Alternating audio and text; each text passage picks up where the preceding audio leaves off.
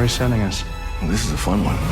Streaming July 23rd on Paramount+, the hit series Star Trek Strange New Worlds returns. You are facing the finest crew in Starfleet. Boldly go one step closer Any of these missions could be on Ost. to where it all began. We've seen a lot of strange new worlds, but we'll never see something like this. Star Trek Strange New Worlds. New season streaming July 23rd exclusively on Paramount+. Paragold has luxury home's largest selection of outdoor furniture, lighting, decor, and more. Discover pieces in every style from more than 2,000 of design's best brands. Shop in-store or online at Paragold.com. Paragold, luxury lives here. There's no place to escape to. This is the last podcast. On the left. That's when the cannibalism started. What was that? All right. Again, I'm going to say first, before we begin this episode, that massacres are not cool. Marcus? No, they're not. I know it's not cool. Of course I know they're that. not. I know that random runaway bank robbery, street crime, and crime gangs, and it's not cool. No. None of it's cool. No. But Also, can I just clarify, this is the second intro we've done for this episode? Yes. And obviously you're like, why did you redo it? Evidently, Henry started this last episode by saying massacres are cool, and then we had to say, no, Henry, you can't say massacres are cool, and then this is you correcting that just so the audience understands why we have this intro. I'm just saying, things used to be kind of freer and more fun. All right, this is the last podcast on the left.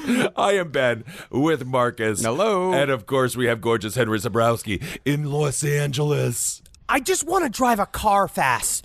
I know. I just want to have all that shit where you're just going like, hey, like laughing at the wall, being like, the law's on my back here, see? And like, I want it. That's fun. Yeah. That's a fun lifestyle. But then what we're going to find out is the reality of today's episode, and the reality of a lot of these criminals was it was actually very rough living, and there wasn't anything romantic about it. No, I would love to see you full of road rage in a Model T. Just jumping, just like bumping down the road. Screw you! Get out of my way! And you're just yelling at deer and yaks because I don't even know if there were other cars on the road then. All right, so why are we talking about this old-timey stuff? Maybe that's what they're wondering. It might be. I don't know.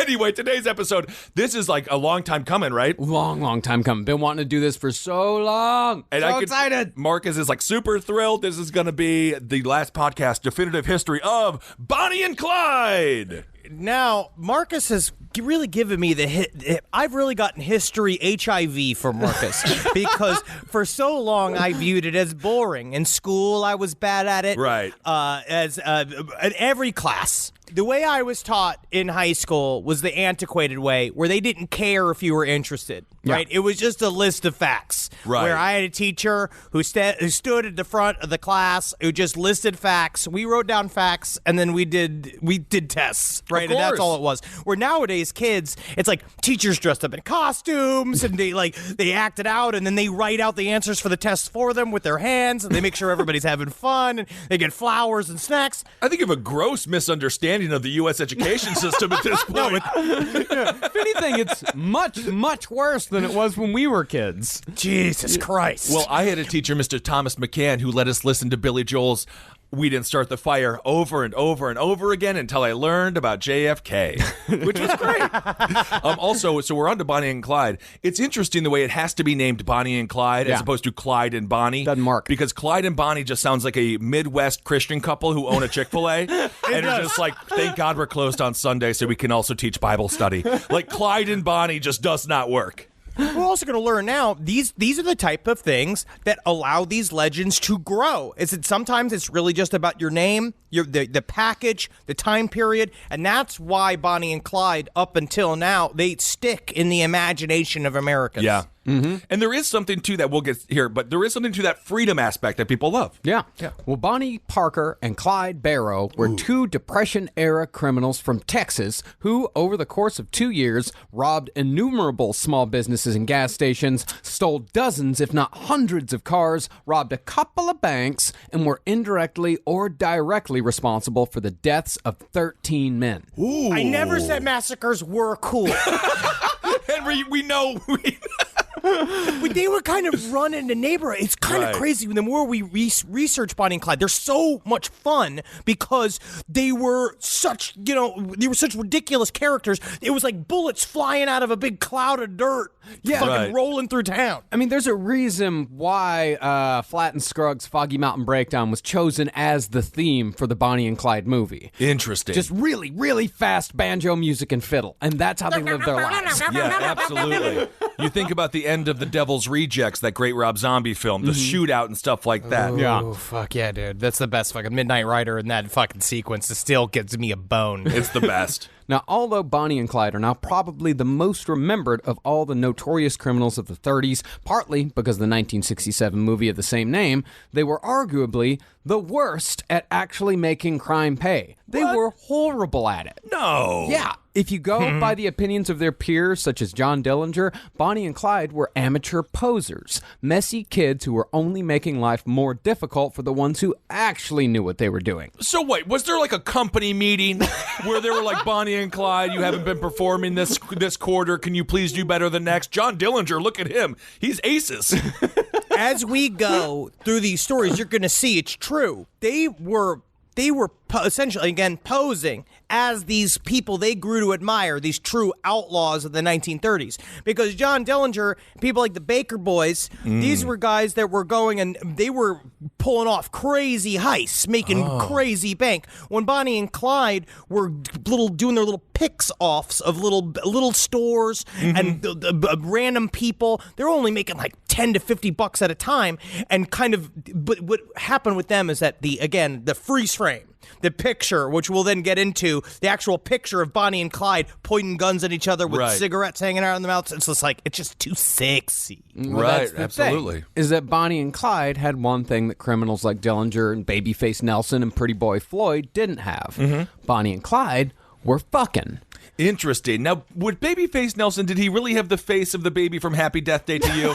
Because that would be very scary, or Happy Death Day. That's horrifying. Well, because Bonnie and Clyde were young, reasonably attractive, and were fucking, they got the romantic treatment. Because, I mean, you got to remember, this is 1931, 1932. A young couple on the road, illicit sex, unmarried. Like, that's some saucy shit. But, it's not like it was romantic. They were fucking using petroleum or something for lube. I can't imagine it was, like, really romantic sex.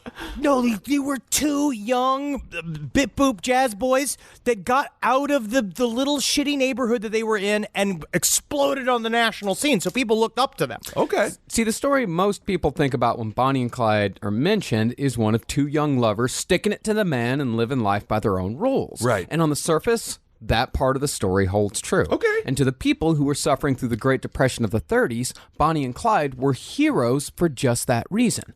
People felt so goddamn powerless back then that the idea of two people killing authority figures, i.e. cops, made them feel good. Interesting. They loved it. Add to that the myth that Bonnie and Clyde were actually competent bank robbers who were stealing from the very same people that were foreclosing on homes and farms left and right, and you got a recipe for celebrity. You got yourself a Robin Hood. But they weren't getting enough to share. Yeah. They weren't getting enough to buy things in the neighborhood. They weren't doing it the MC Hammer way where they would buy a house made out of glass looking down on West Dallas. Well, the deeper reality of the situation, however, was one of two young kids who felt they deserved more in this world than the poverty into which they were born. So they decided to take a shortcut to respect, and as a result, over a dozen innocent people died. Oh. Now, that's not to say that Bonnie and Clyde had easy lives. They didn't. As we'll soon get into, both of them grew up so poor that when the Great Depression came along in 1929, the day-to-day lives of their families were barely affected. That's the best part of having nothing to lose. Yeah. Is that Yeah. nobody can take anything from you. Yeah, I mean, it is strange. The Great Depression hits, and they just have, like, welcome to my world. Kinda. How are you going to do it? And they probably did much better than the folks who had something and now lost everything. They're like, see, follow our lead. We know how to be poor. Well, it's because they were all being punished for their fake-ass money. Right. That's the problem. And they didn't have fake money, but they didn't even have real money. And they didn't have anything. And they were just hauling junk. Yeah. And there's plenty of junk. Of course. But whatever sympathy we may have for Bonnie and Clyde ends the moment murder comes into the picture. The people who got killed were not the industrial bigwigs and politicians who were actually responsible for keeping people like Bonnie and Clyde living in the dirt. Much of the time, their victims were either shop owners just trying to survive or regular dudes trying to make a couple of extra bucks as small-town cops whose most dangerous duty was supposed to just be breaking up drunken fights. Right. So they roll into town, man. Again, feel the dust like Yosemite Sam. And so they're not hardened killers. Like what you find out about Clyde Barrow is that he's not a fucking serial killer. He's a dude that just knows that he will see moments of mercy. It's an incredible story. The arc that Bonnie and Clyde go through, it's an incredible story. But you see a lot of the murders are accidental, and also just when you got a guy in the corner who's got nothing to lose. Yeah. And to address another myth about at least Clyde right up top, Okay. Clyde Barrow was neither impotent as he was portrayed by Warren Beatty, nor was he gay. Honestly, that is how incredible Warren Beatty is as an actor. He could pretend he's impotent. Because Warren Beatty back in the day, I mean, I'd give it up. Immediately. Him and Faye Dunaway actually had to make an agreement to not fuck on the set. Oh, of Bonnie yeah, and dude. Clyde. He that's fucked the so real hot many story. women. And the only way for him to look cool was to pretend his dick didn't work. Well, the only reason why they portrayed him as impotent is because the original script had Clyde Barrow as bisexual. And since that would be too controversial for 1967, impotence was somehow the compromise. Okay. I don't get why, but that's what it was. Studio execs for you. I also like that at the time, being bisexual meant it was like, Bonnie's like, why don't you come to my room now? And he would like kind of look to the side and see another man like just sort of look from outside of a tiny open door, like, and then he'd just kind of look at the ground and go, I'll see you in the morning, Bonnie. And then leave, and it's like, gay. Gay sex. No other explanation. What do you mean back then? You just described a scene from Bohemian Rhapsody. Exactly. Where There it Bohemian is. Rhapsody is a backwards-ass shitty movie. That's what I've heard. Well, as far as the claims that Clyde Barrow was gay went, that seems to have come from a place of homophobia, i.e. the idea that if you really want to make someone evil, you make him gay on top of everything else. I gotta say, as an advocate for the LGBTQ community, I miss scary gay.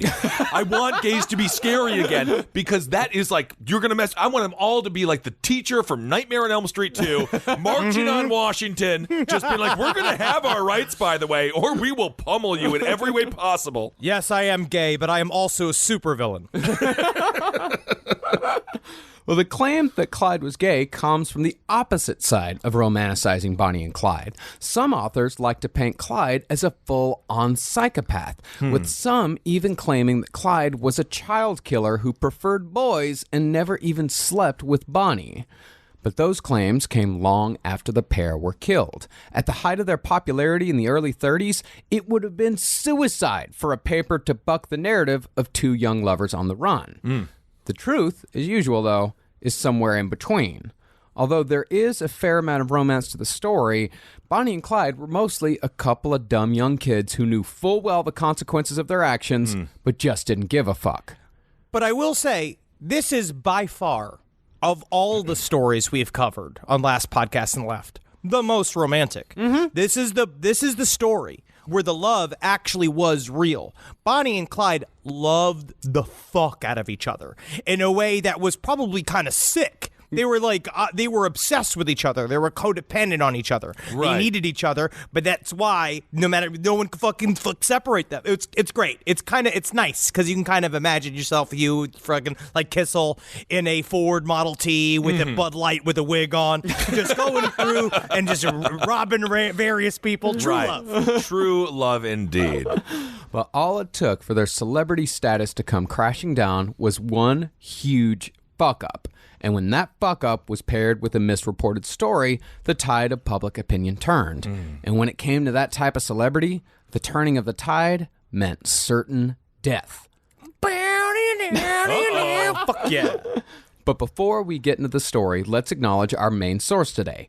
Go Down Together by Jeff Gwynne, which is, just like Gwynn's The Road to Jonestown, is absolutely fantastic and highly recommended. Okay. This is the same guy that we used as a big source for our Jonestown episodes. This guy, yeah, Jeff Gwynn's Road to Go Down Together. Fucking read it. It's great. It's like an action movie. Yeah. He writes an incredibly real action movie that is their lives. It's awesome. It's gripping. Yeah. Okay. And some people have taken umbrage with Gwynn's telling of the story by saying he made it a bit too much of an action movie. They say that he assumes a few things that he shouldn't, but we'll do our best to address those claims when they arise. All right. So, without further ado, let's get into the always sexy, always bloody, and sometimes very dumb story of Bonnie Parker and Clyde Barrow. Yay!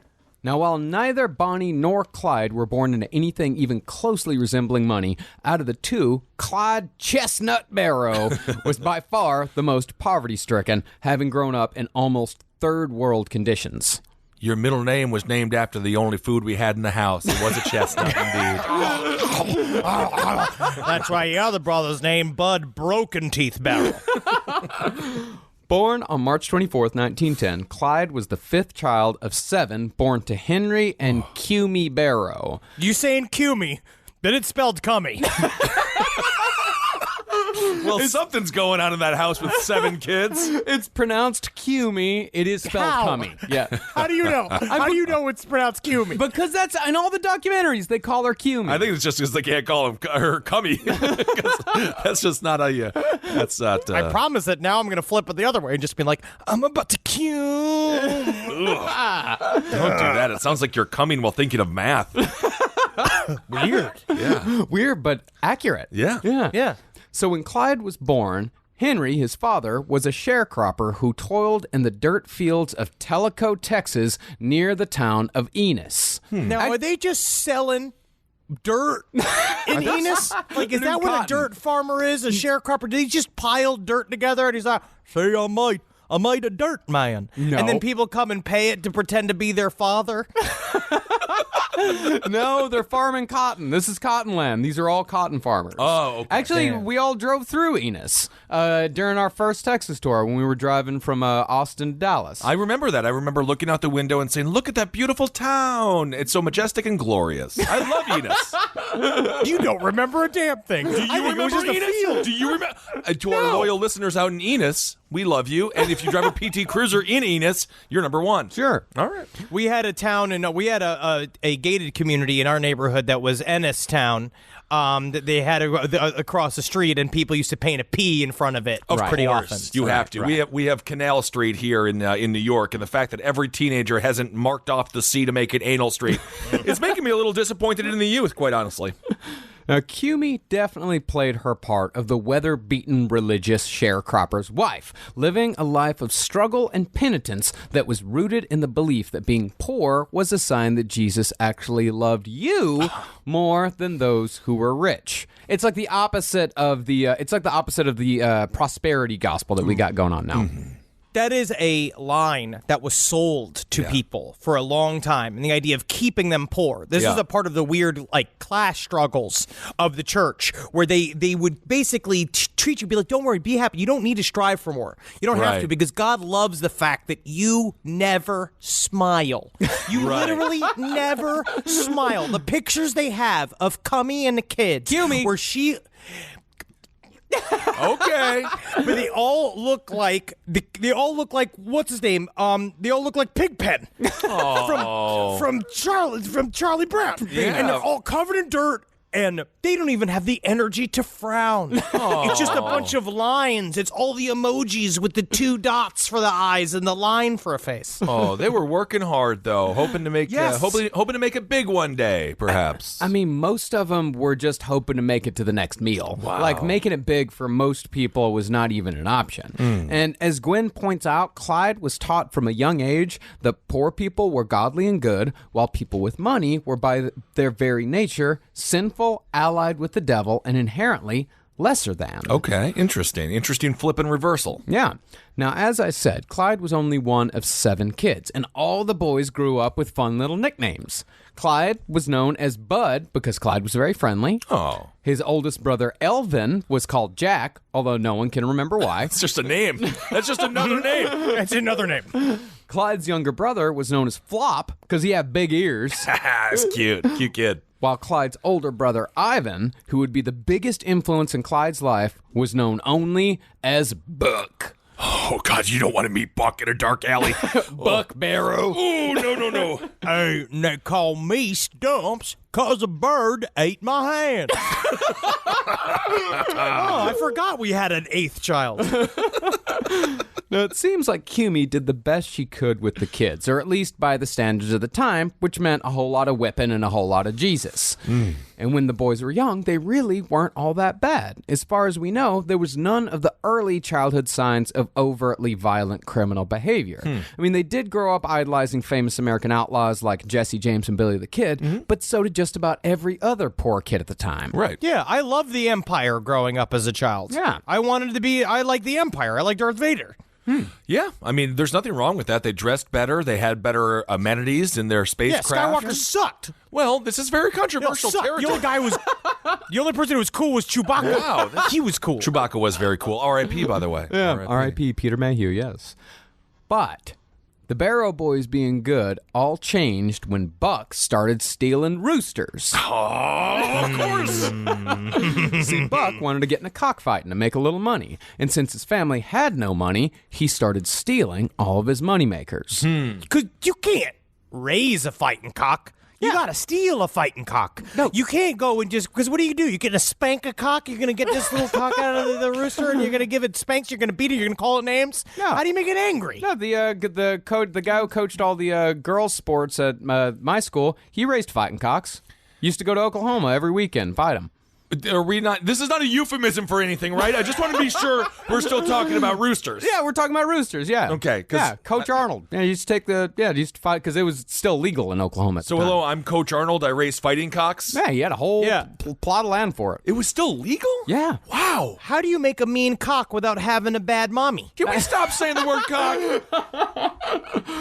Well, that was about the worst trouble the Barrow boys could get into out in Tellico, stealing fighting cocks. But I guess we can't stop saying the word cocks. But everything fell apart when World War I came to an end. See, when the war was raging, European farmers couldn't produce crops for obvious reasons. And because American farmers were the only game in town, prices for crops went through the roof during World War I.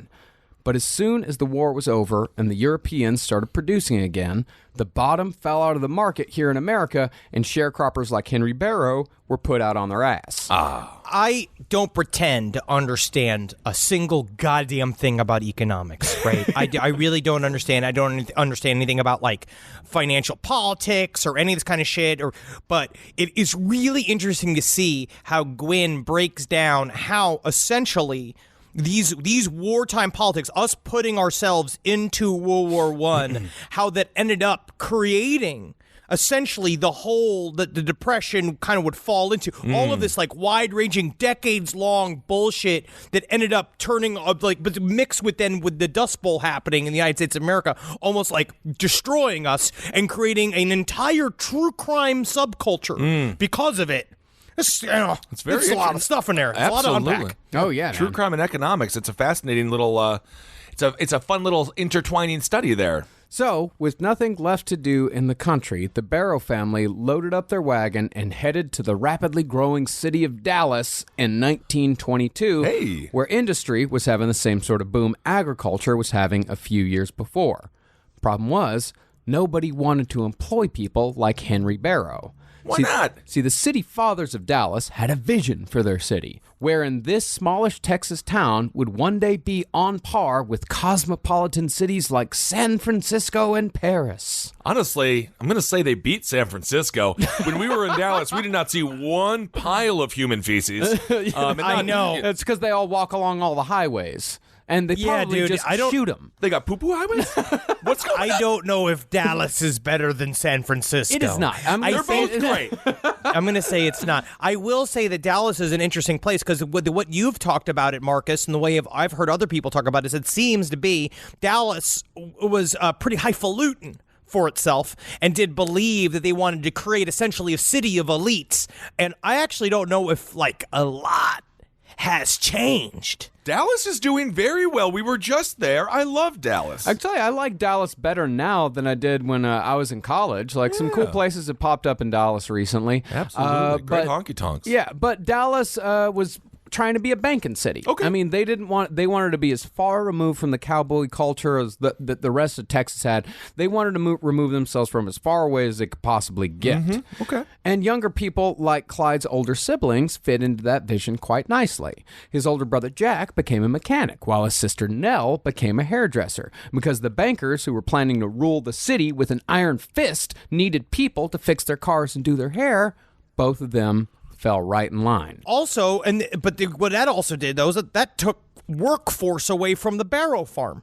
And the people that needed to basically inherit this piece of land that Henry Barrow was working for a bunch of years, he basically pooped out a bunch of fucking city kids. Yeah. When your father had you, Marcus. All of a sudden, it's just like you have a city child that's in a country place that then can't do the farm work. It's like if I was born then, what am I going to do? I'm just going to get beaten to death in a field. Well, it'll be funny, though. It'll be a great show. You do understand that Marcus's father didn't birth him like Arnold Schwarzenegger and Jr.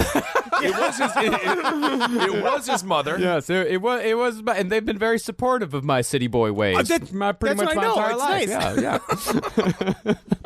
But then you have people like Henry Barrow. He, along with thousands of other small-time farmers in Texas, had flocked to the cities after the crash. And it got even worse after a particularly bad boll weevil infestation paired with a bout of cotton root rot swept through East Texas. Yeah, and then there's gunk toe and prairie worm. Oh, my. Oh, man, you don't want to see how wide these prairie worms they can get, but they're very thin. Boll weevils are a legitimate concern. They sound cute. They are not. Yeah. What are they? Locusts, they're a kind of locust that will completely destroy a cotton crop if the infestation gets real bad. They shouldn't have named him something so musical, because the flying boll weevils, it just sounds like a really fun old country western band that has a lot of what do you call those things? Jugs, banjos, jugs and banjos. Technically, there was a song about boll weevils written by the presidency of the United States of America. Yeah. We were the cutest alternative band of the 90s. Really? Yeah. And I did figure it out. The lump that was in her head, cancer. Huh. Yeah. Interesting. Live from your grave. This podcast is brought to you by Squarespace. Squarespace is an all-in-one website platform that helps you stand out online. Yes, that's right. You don't have to smash your face with a hammer. You can just start a business. It's got everything you need on Squarespace, from securing your domain to building a professional site and showcasing your work all in one place. Let's say you want to show everybody how you can carve your ribs out of your lower abdomen so that you look more like a Ken doll. That's amazing. You can bring your vision to life with AI-powered design or curated templates, plus flexible editing tools that helps you create something that truly reflects your style, especially if you are somebody that is trying to corrupt the young men of America. That's what Squarespace is really going to help you. Squarespace makes it easy. It makes it easy for you to put all that together, and you just go to Squarespace and do it all. Thanks, Braden. Head to squarespace.com/left for a free trial. And when you're ready to launch, use offer code LEFT to save 10% off your first purchase of a website or domain. Hey there, everybody. Is your cell phone bill too much money? Are you getting that bill and you're like, hey, what is this? I can't believe for what? For 5G? Are you crazy right now? $100? I don't even barely got any bars when I'm just sitting in my living room, okay?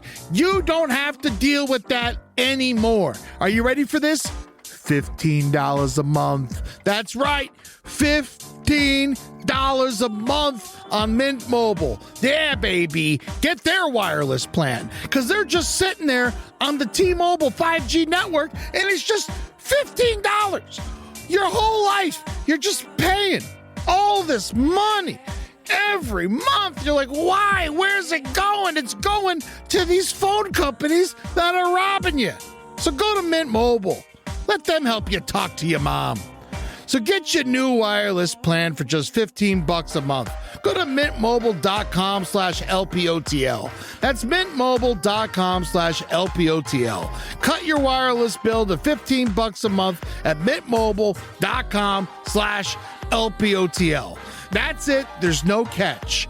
Upfront payment of $45 for 3 months, $90 for 6 months, $180 for 12 months. Plan required, $15 per month equivalent.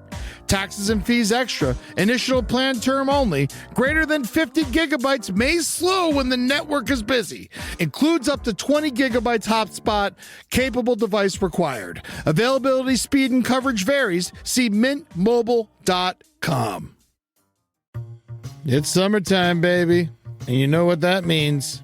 You're going to go to Quince and you're going to get yourself some new clothes.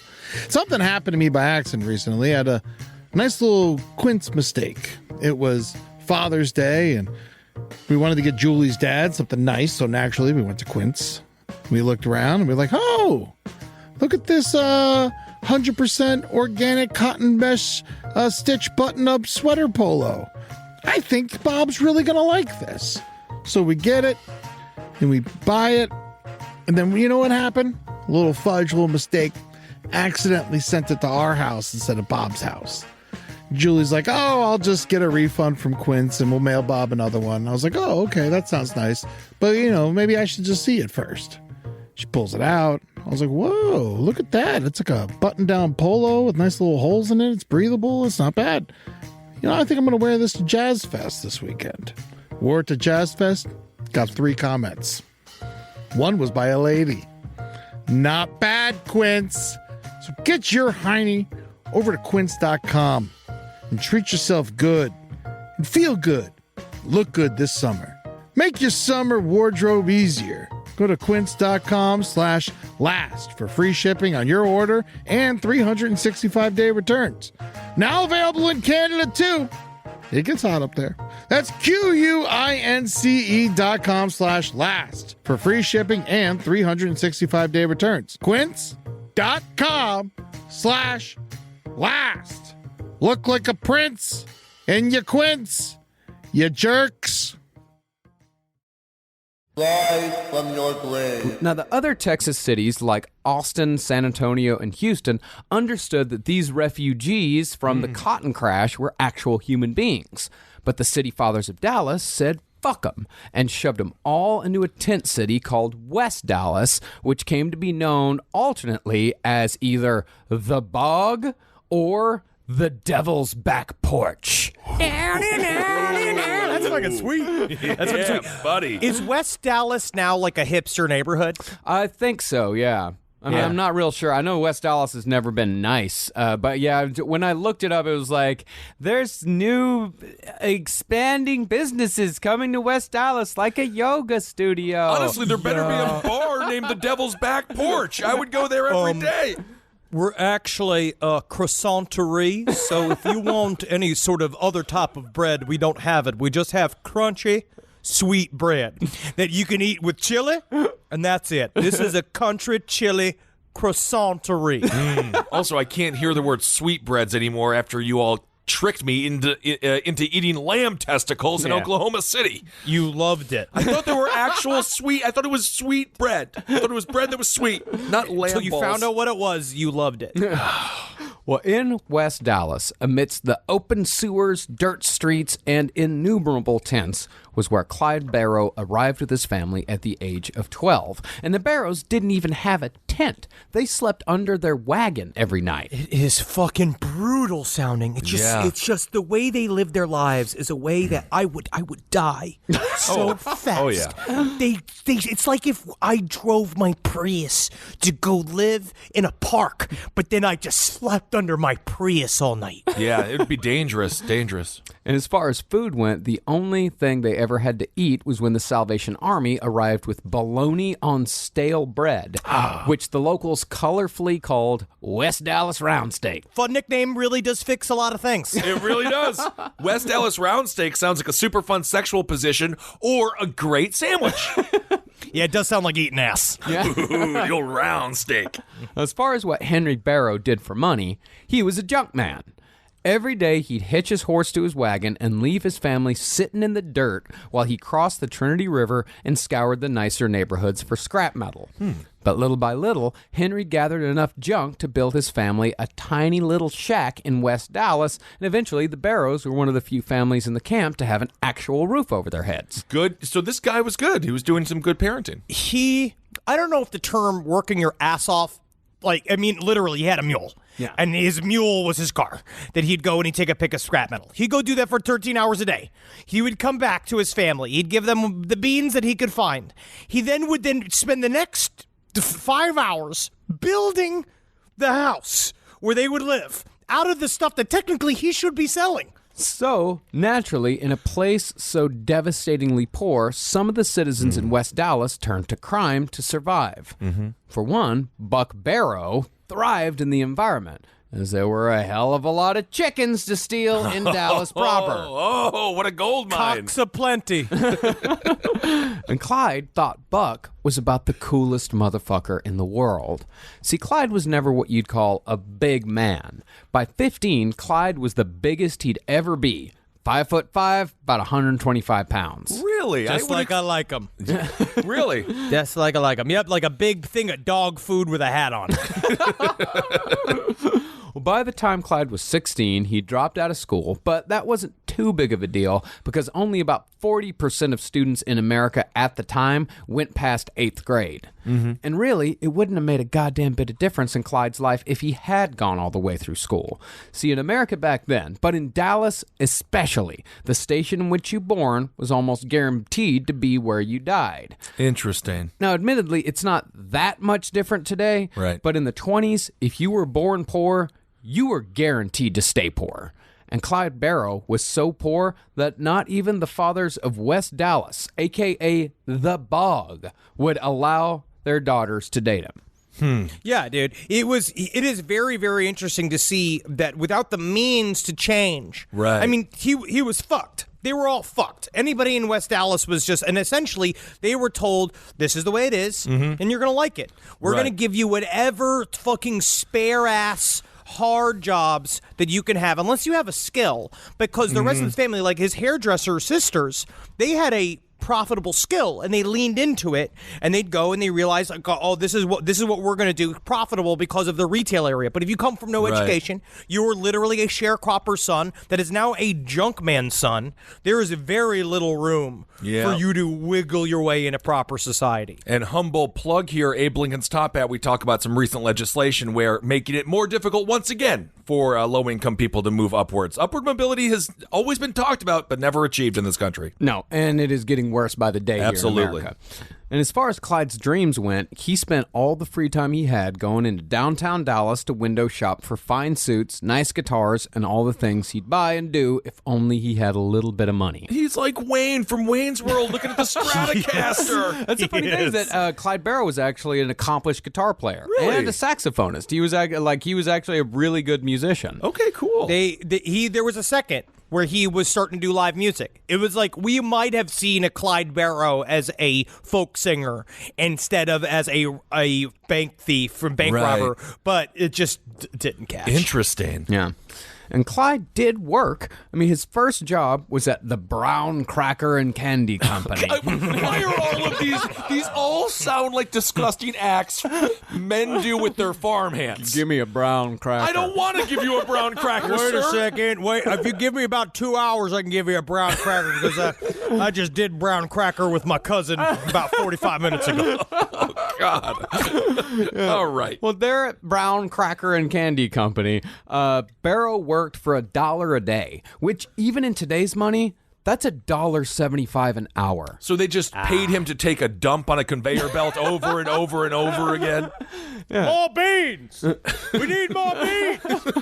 And as they said, there was no room whatsoever for advancement. The way Gwynn puts it, people from Dallas owned and ran the factories, while people from West Dallas worked the factories. And they were expected to work the factories forever. And they were expected to be grateful for the opportunity. Right. And unlike the cities on the East Coast, Dallas had nothing even close to labor unions. So people like Clyde were working at least 60 hours a week. The most Clyde ever made was 30 cents an hour working for Procter & Gamble, which in today's cash is still just $4.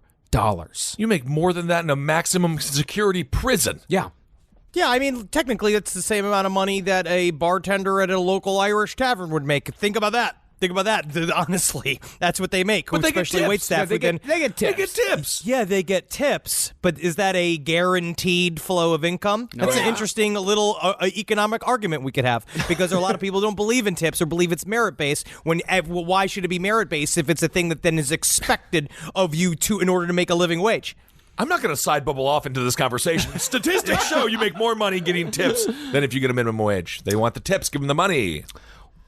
Well, after Procter & Gamble, Clyde worked for the United Glass Company. Then he tried enlisting in the Navy. This guy, he really did make every effort, at least when he was younger, to go straight. He's 5'5", 120 or something. Perfect for the Navy. No, he's not. Honestly, why not? That's how my dad got in. That is literally how my dad got in, because he was tiny enough to go into the submarine. Exactly. You just got to fit. Then it could. Well, there weren't submarines back then. I mean, Clyde, he enlisted. He even got the letters USN tattooed on his arm in anticipation. He's like, I'm going all in on this. But ultimately, he was deemed too sickly to serve. Oh. Yeah, his father used to suffer from a thing I believe they just called the shivers. And I think it was like epilepsy, where he'd be like, fucked. And Clyde got a little touch of the shivers, which is bad when you're auditioning for the Navy. Do you audition for the Navy? Yeah, you can call it an audition, sure. I tell you what, I do really regret the SNL tattoo I got before going in. Yeah, and that wasn't Clyde's last ill-conceived tattoo either. Later that same year, he got the letters EBW tattooed right under USN. That was the initials of his girlfriend at the time, Eleanor B. Williams. That's going to lead to an argument down the road with whoever you inevitably marry. And when that went sour, Clyde moved on. And pretty soon, Anne got a spot right under EBW. And then finally, Grace came in at number 4. What, is he a fucking makeout tree where he's just carving the initials of everyone that he's kissed? What is happening? But strangely, Clyde never got Bonnie's name tattooed anywhere on his body. Really? I guess he'd learned his lesson by that I point. would hope so. Bonnie, I got something special for you. Now, seeing that you're my special lady, you're my number one. You're my number one in this whole criminal organization. I got to show you right here. I got a little BP on my taint. You can see your other...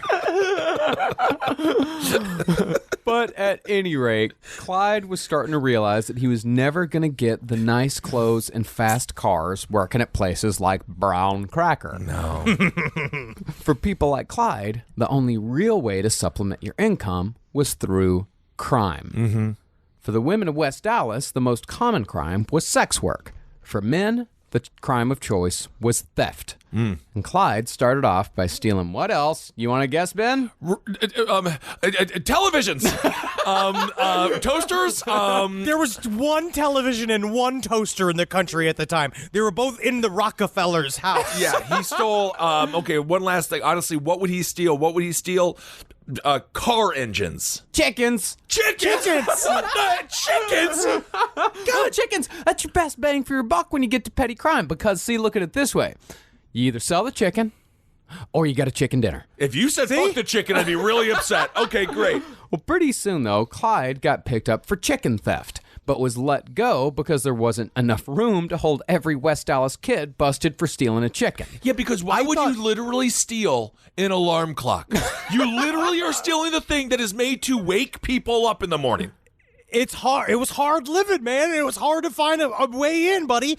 I will say, I think that that's one of my favorite historical things. I even read about this book about how Texas at the time had so little room in jails that they just pardoned people. Right. And that's all they would do to get him out of the jail. Be like, yeah, you're fine. It's stupid. Get out of here. Interesting. Clyde was free for about 3 weeks, but then the cops picked him up again. This time, Clyde and his brother Buck had upped their poultry game by stealing a whole truckload of turkeys right before Thanksgiving. What a noisier crime.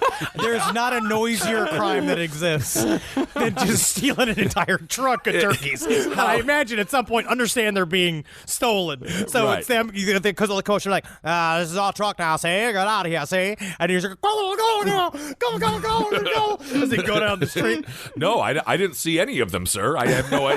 I don't know what you're talking about, sir. No. No, that's our daughter, Becky. She's yeah. They were caught almost immediately. I would think so. Yeah, but Buck took all the blame, like a good big brother, and Clyde was set free. But the problem was, Clyde had now been picked up twice in almost as many weeks for theft, which earned him a permanent spot on the Dallas Police Department shit list. So from then on, anytime there was a theft, Clyde was on the list for investigation as a suspect when the cops didn't have any leads, which meant that cops could detain Clyde at any time for quote-unquote suspicion.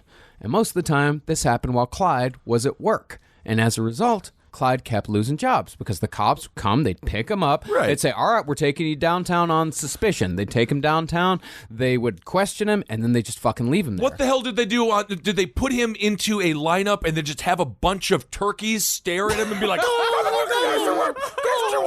and be like, I'm sorry, Mr. Clyde, it looks like the turkeys have fingered you this time. You can always tell who's guilty by when the turkey screams.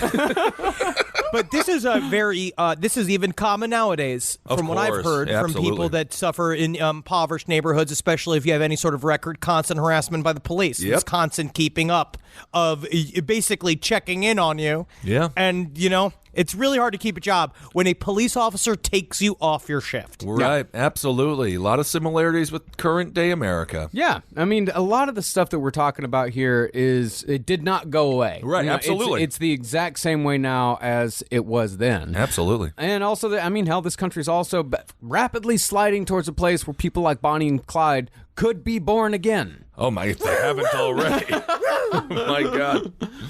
Well, as a result of the police harassment, Clyde kept losing jobs, and eventually he began to give up on honest work altogether. But luckily for him, there was a new, much more profitable fence on the market than chickens. Okay. Cars. Yes, finally something worth stealing. Thank God. See, around 1912, starting systems in cars began to switch from the big, noisy cranks you'd have to use to start your Model Ts and Model As to electric starting systems. Ooh. Because of this, hot wiring became extremely easy and extremely common. Because you could open up the engine panel right next to the driver's door, hot wire it, hop in, and you're fucking gone in 5 seconds. That's pretty hot. Also, people just leave their keys in their car. It was very, because, you know, people didn't truly understand that they would just take something that you owned. And then we're going to see that the actual advancement in this technology is going to allow Clyde Barrow and Bonnie Parker to evade the police for 2 years. Okay. And Clyde Barrow was a natural. In fact, one could say that stealing cars and hauling ass were about the only two things Clyde Barrow was truly good at. It's fucking killer. If you do read about it in the book too, this is where I was like very excited to read it. I don't know if he invented drifting, but they would talk about how Clyde could do a turn he can do a 90-degree turn, and they would say like he could drive like a motherfucker. I believe it. I'm sure it's easy to drift when you got all the ladies just making the road nice and damn. I don't want to say that. Never mind. I don't want to. It doesn't matter. I was talking about how bussies would squirt. I know, pussy juice. That's the the point of the joke, and I realized it was too dirty for me. Although now this will probably be kept in anyway, so the whole thing doesn't matter. Oh, yeah. Okay. Well, Clyde would steal a car in Dallas, take it to Oklahoma, and sell it for about $100, which is about $1,500 adjusted for today. Eventually, Clyde started hanging out with the seedier boys his age, specifically a kid named Frank Claus, who ironically was from Dallas proper. Oh. And Claus was what you called a second-story man, which is just a weird 1920s way of naming a burglar who entered above the ground floor. I'm what you call a basement man. I try to find money in your butt. Well, anyways, I gotta go. I gotta go to jail for being a pedophile. Okay. But with this second-story man at his side, Clyde started escalating. And just as Clyde's appetite for crime hit an upswing, the stock market crashed, and the Great Depression began on October 29th, 1929. At its absolute worst, for those of you who don't know the history, the Great Depression put a full quarter of the United States population out of work. 24.5% of people in the United States did not have a job. Damn. But although this was hitting those who already had money hard in the gut, Henry Barrow was doing fucking great. At Because least he didn't have comparatively. anything. Oh. He didn't have any money in the bank. He didn't have a goddamn thing. It just shows, again, you just not fuck with it. Which is why I'm going to eventually turn all of my cash into precious gems that I can carry around in a big bag or a suitcase that's handcuffed to my wrist. There's nothing I want to see more than Wizard Henry Zabrowski. It's gonna, like, literally, we actually had a chance to interview Dan Aykroyd on Side Stories, which is going to be out next week. And speaking with Dan Aykroyd was speaking to Henry in the future, and it really was like breaking my brain to be like, wow, I know what my friendship is going to look like in 30 years with Henry. My life can work out. Well, just a couple of months before Black Tuesday, Henry Barrow actually had a little bit of luck. A car spun out of control and killed his mule. Whoa, that doesn't sound like luck. Well, after threatening a lawsuit, the owner of the car gave Henry $600, which Henry used to buy a Model T, which exponentially increased his junk gathering ability. Oh, nice. And that right there is the American dream. Is that you get a settlement under the table from an accident, and then you can get even more junk to sell to slumlords. Dude, this is like, first of all, his pops Henry is like Chris Farley in fucking Dirty Work, where he's like, the man with half a nose is king. And he's also like the dude from Office Space. Yeah. He gets hit by the car. It make all of his dreams come true, being almost paralyzed. It's a jump to conclusions, man. Yeah. But while Henry was making an honest living, Buck and Clyde were breaking the law all over North Texas, and it was about to catch up to them. In 1929, about a month after the stock market crash, the two brothers were joyriding in a stolen Ford with their buddy Sid. And deciding to take it a little further, the three of them broke into a house and got away with a bit of jewelry and a little bit of cash. Then they figured they'd round out the night nicely by breaking into a place called Motor Mart Garage out in Denton to see if they could crack the safe. The safe, though, proved uncrackable, so they hauled it out to their stolen Ford to see if they could crack it at home. But at the moment that these three idiots were putting an entire safe into the trunk of their car, a patrol cop came by and gave chase. But this is what I'm telling you, Clyde. The next time, what we got to do, we got to steal the entire building. Then that's how we know. And then, best part, the police catch us, we go inside and tell them we live there. Come on. Was he with Israel Keys? Because I think you were doing the Israel Keys laugh there.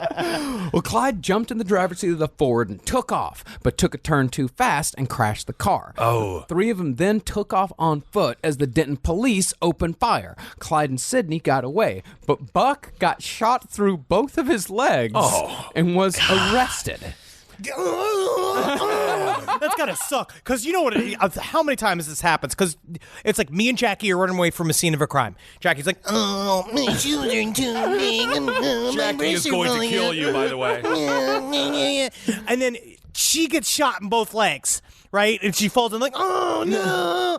But as a brother and sister, you have to have, brothers in crime, have to have an understanding where you can give like a tip of the hat, being like, I'll see you soon. I'll get you out of jail. Don't worry. And then you leave. They had a separation policy where they knew that you can't stick around and help somebody else. The only way you can do is come back around and save them later on, which is a very important criminal skill. Mm-hmm. So your analogy involves you leaving your sister to be arrested and nearly die at the hands of the police. But I'll come back around. But you come back around. Okay. Oh yeah, I'll break her out of jail, but pretending to be a sexy lady, and I will have sex with the jailer for a little while, just to convince him it's real. Good. You know, I mean, if my butt doesn't turn him away immediately, that means he would have had sex with me anyway. I wouldn't have needed to put the dress on, but I distract him. Yeah, great idea. Great idea. Well, the tragedy here is that just a few weeks before the arrest, Buck had met and fallen in love with his future wife, Blanche. They'd fallen so hard that they already had pet names for each other. Buck called Blanche Baby, and Blanche called Buck Daddy. Daddy. Oh, come on. Oh, Daddy. And absolutely, and they did the little so this is the first Tumblr romance. Yeah. Daddy and baby. Yeah. Daddy fucks baby. I don't like Baby that. loves daddy. I'm pretty sure that happened to a lead singer of a band, and that man is currently incarcerated. I remember. But now, Daddy was facing a 4-year prison sentence for robbery. And as far as how much was in the safe, the boys had risked their lives and freedom for little more than $30. Oh my God, what are these? The Colonel's secret recipe. This is incredible. Now, Cumie and Henry hoped that this close call would put Clyde back on the straight and narrow. And for a while, it kind of did. I mean, he was still committing crimes, but he'd also started hanging out with his old West Dallas friends who were seen as better influences. Okay. Yeah, I don't do crime. I'm a yo-yo man. I'll go and I play yo-yo outside of businesses until they pay me to stop. But it was while Clyde was hanging out with one of those friends that, according to Jeff Gwynn, on January 5th, 1930, Clyde Barrow went to a house party at 105 Herbert Street and met Bonnie Parker. Unless my love's come along. And the way they see each other, it is really magical. It is a moment in history that if you could freeze, imagining going to this party, because the way he kind of sets it up is that it was very much so like Clyde was really fucked up. He didn't know what the hell to do with his life. All of his buddies were like, "Come on, so we could figure a way out of this." His brother's in jail. He already run through a string of women, and then he just walks into this party and he sees Bonnie, and fucking that's it. Yeah. Oh, From then on. The seas parted and they met in the middle, floating to each other, perhaps. Yeah, and that's one version of how they met. I like that one. There are a few different versions of how they met, but that's the one we're going to go with. Let's go with that one. I like that one. It's cute. Rise from your grave. There's nothing like an action-packed summer blockbuster, right? Well, Pluto TV has heart-pounding movies streaming for free. Everything from Top Gun Maverick to Transformers Rise of the Beasts to Dungeons & Dragons Honor Among Thieves. Find your favorite fighter pilots, bounty hunters, alien invasions, heists, heroes, mean girls, and dream girls all landing on Pluto TV all summer long. Pluto TV. Stream now, pay never. This is a paid ad by BetterHelp. You know, stigma shows up in a lot of different places. I know I had to explain to my handyman about the devil imagery in my home. I had to explain that in our home, El Diablo es bueno. And he reluctantly agreed. I think largely just because he was in my home and he was scared. But over time, he began to see, the devil can be my amigo. See, even in 2026, stigma can get in the way of a lot of things, right?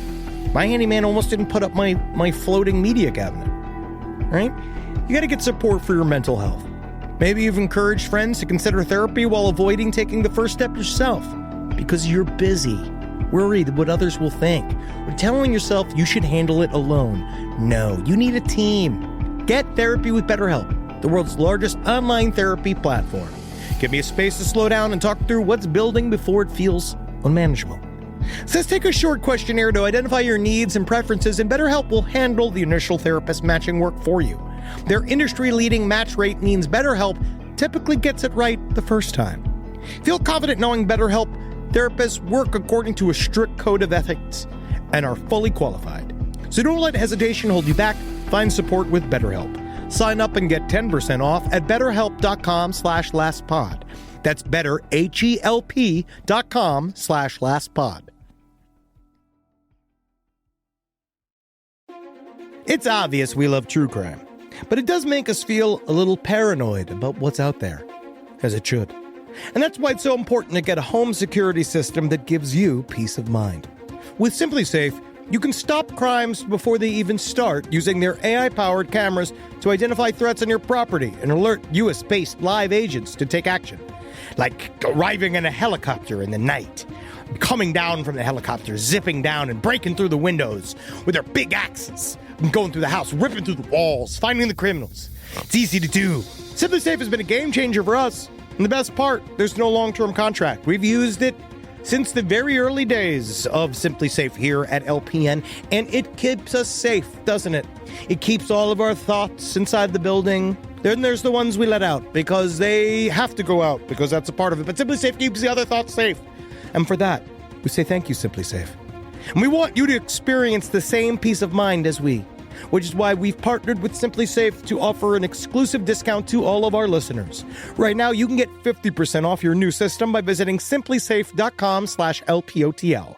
That's half off at simplysafe.com/LPOTL. There's no safe like SimpliSafe.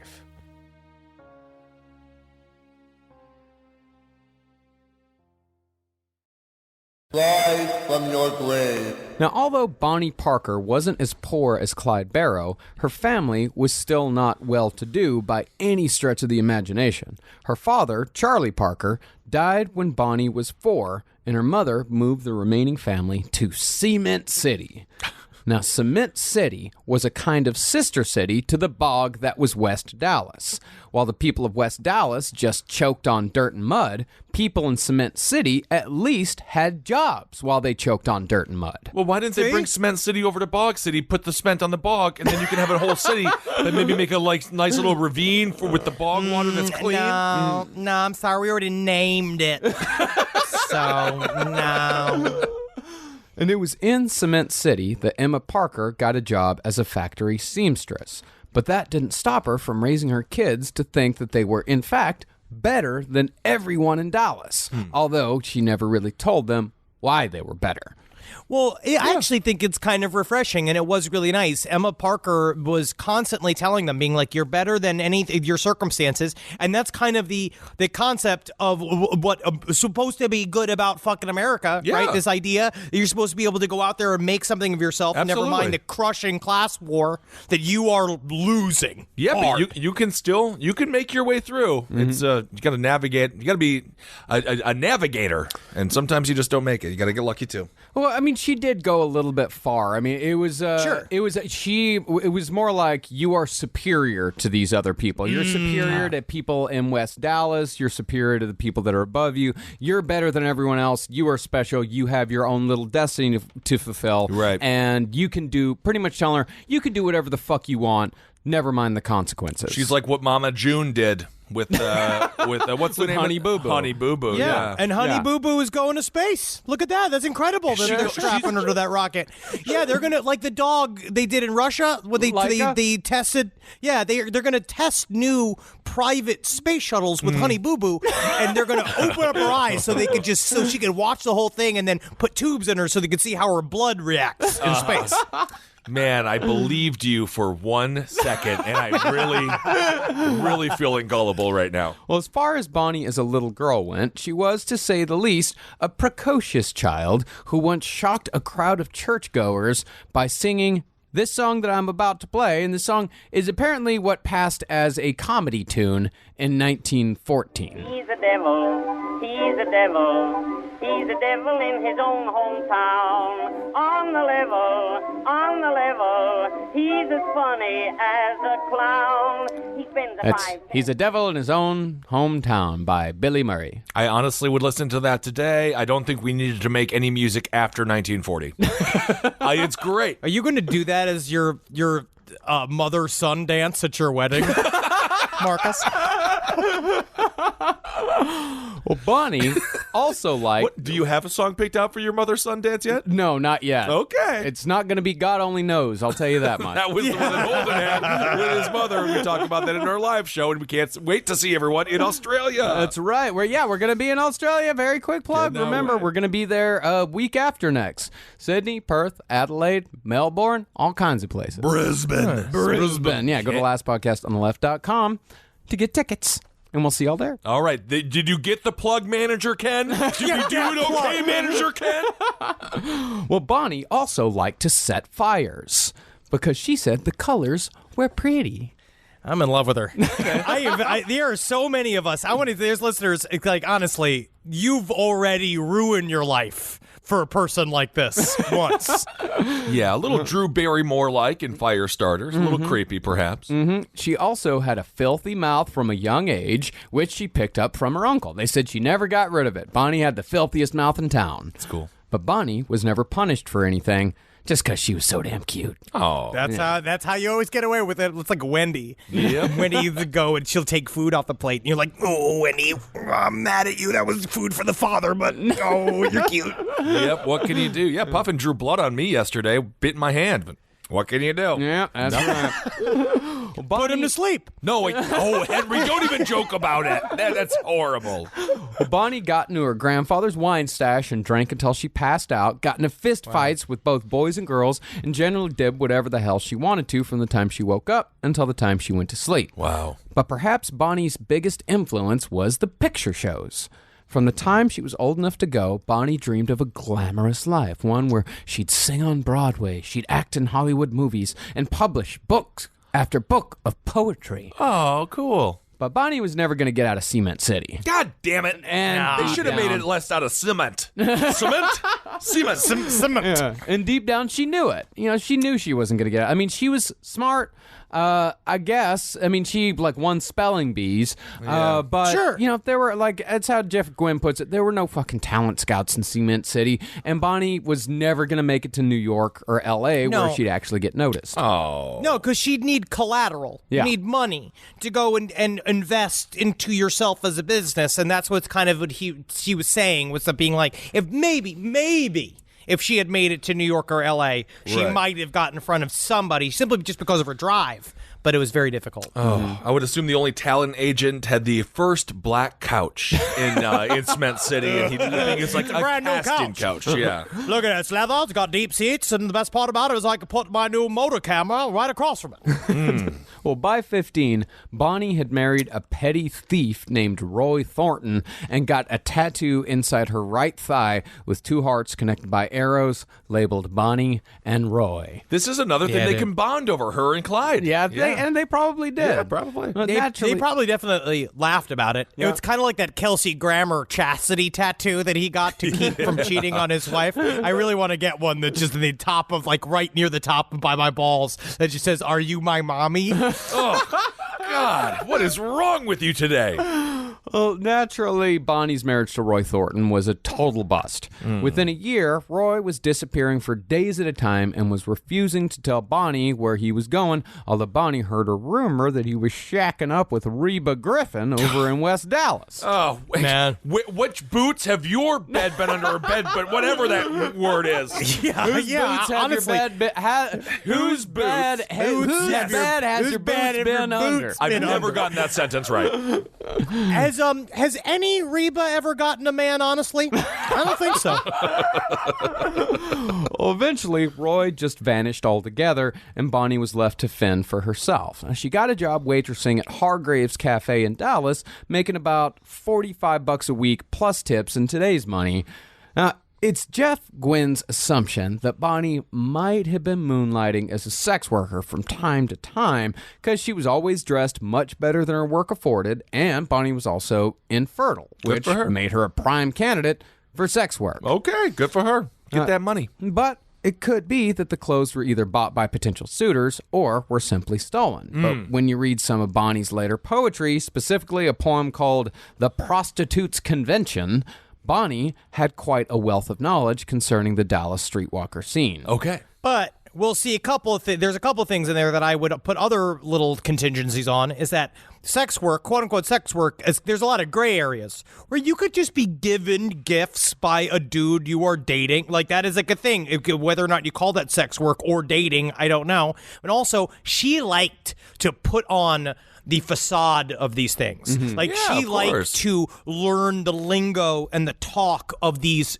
She had an attraction. She had an attraction just like Clyde did to a criminal life immediately, to see to your side, because it was exciting. Yeah, fake it till you make it, though. Yeah, and she could have picked up all that knowledge and lingo from regulars at her waitressing job, because even though she could be a bit of a pain in the ass at times, Bonnie was extremely well liked, and people opened up to her. Like, even when people were kidnapped by Bonnie and Clyde later on, like when they let them go, they'd be like, "That Bonnie's a peach." That's hilarious. It's amazing. But either way, it's always very strange when the person who's been kidnapped is like, call me, don't forget to call. Yes, exactly. You get to your next robbery. Well, yeah, it was Joey Diaz. They did that. He did that. He kidnapped somebody, and the dude called him later and says, "I think you're funny." Bullshit. It's ridiculous. Well, it was like that scene in the Bonnie and Clyde movie when they kidnap Gene Wilder and his girlfriend. Like, which you know that's Gene Wilder's very first role. I did not know that. Yeah. Oh, but it was legend. it was kind of like that wasn't that much of an exaggeration. Like, some people had a fucking great time when they got kidnapped by Bonnie and Clyde. Others hilarious. had an absolutely fucking awful time. It was not all sunshine and lollipops throughout that. Of course. But either way, when Bonnie and Clyde met at that house party in 1930, it's said that the attraction was immediate and mutual. See, Clyde's big thing was control, and Bonnie liked a man who acted like he was in charge, just like all the men in the picture shows did. What is it with people of a certain height? If I only had someone to ask, maybe a really good friend to ask about the control when it comes to people of different sizes. Because the best part is that tall people can't see what you're doing. And so they don't really know. You live your life in an innocent cloud, like walking above, while people like me have to do little machinations to make sure the bigs are safe and well taken care of. Oh, thank you. That's very nice. Well, furthermore, even though everything Clyde had was stolen or bought with stolen goods, Bonnie was still impressed by the nice clothes and the fancy car that Clyde had taken to the party. Okay. And Clyde liked that Bonnie was cute and clingy, because although Bonnie and Clyde's attractiveness I think you could describe them as plain whites. Like, Bonnie, but this is before makeup and ever. They're not ugly. They're not ugly. No. They're plain whites. Yeah. Bonnie was obsessed with makeup. She would do herself up to the nines. Even as we cover later, when they were on the run, they were always like clean clothes, right? Very like hair done, makeup done. She was very much about appearances because it was fun. Again, it was anything that took them out of the day-to-day reality that they were dealing with. Anything to elevate themselves. Right. Yeah. Okay. But still, Bonnie was cute enough that having a girl like that constantly grabbing his arm boosted Clyde's self-confidence. Absolutely. Oh, yeah. And it didn't hurt that Bonnie was not quite 5 feet tall, which complemented the 5'5" Clyde quite nicely. Perfect. See, he'd feel a lot stronger if he dated a 5'10" woman. I don't think it's strength. That shows strength and power. I don't think that Clyde needs to have any more feeling stronger. I think he felt just strong enough. But the one thing that Bonnie and Clyde shared that bound them together permanently was their dogged determination to reject the life that they'd both been born into. They were going to get out, and they were going to get out together. God, that's beautiful. Oh my God, no, I'm just thinking about Tracy Chapman's fast car.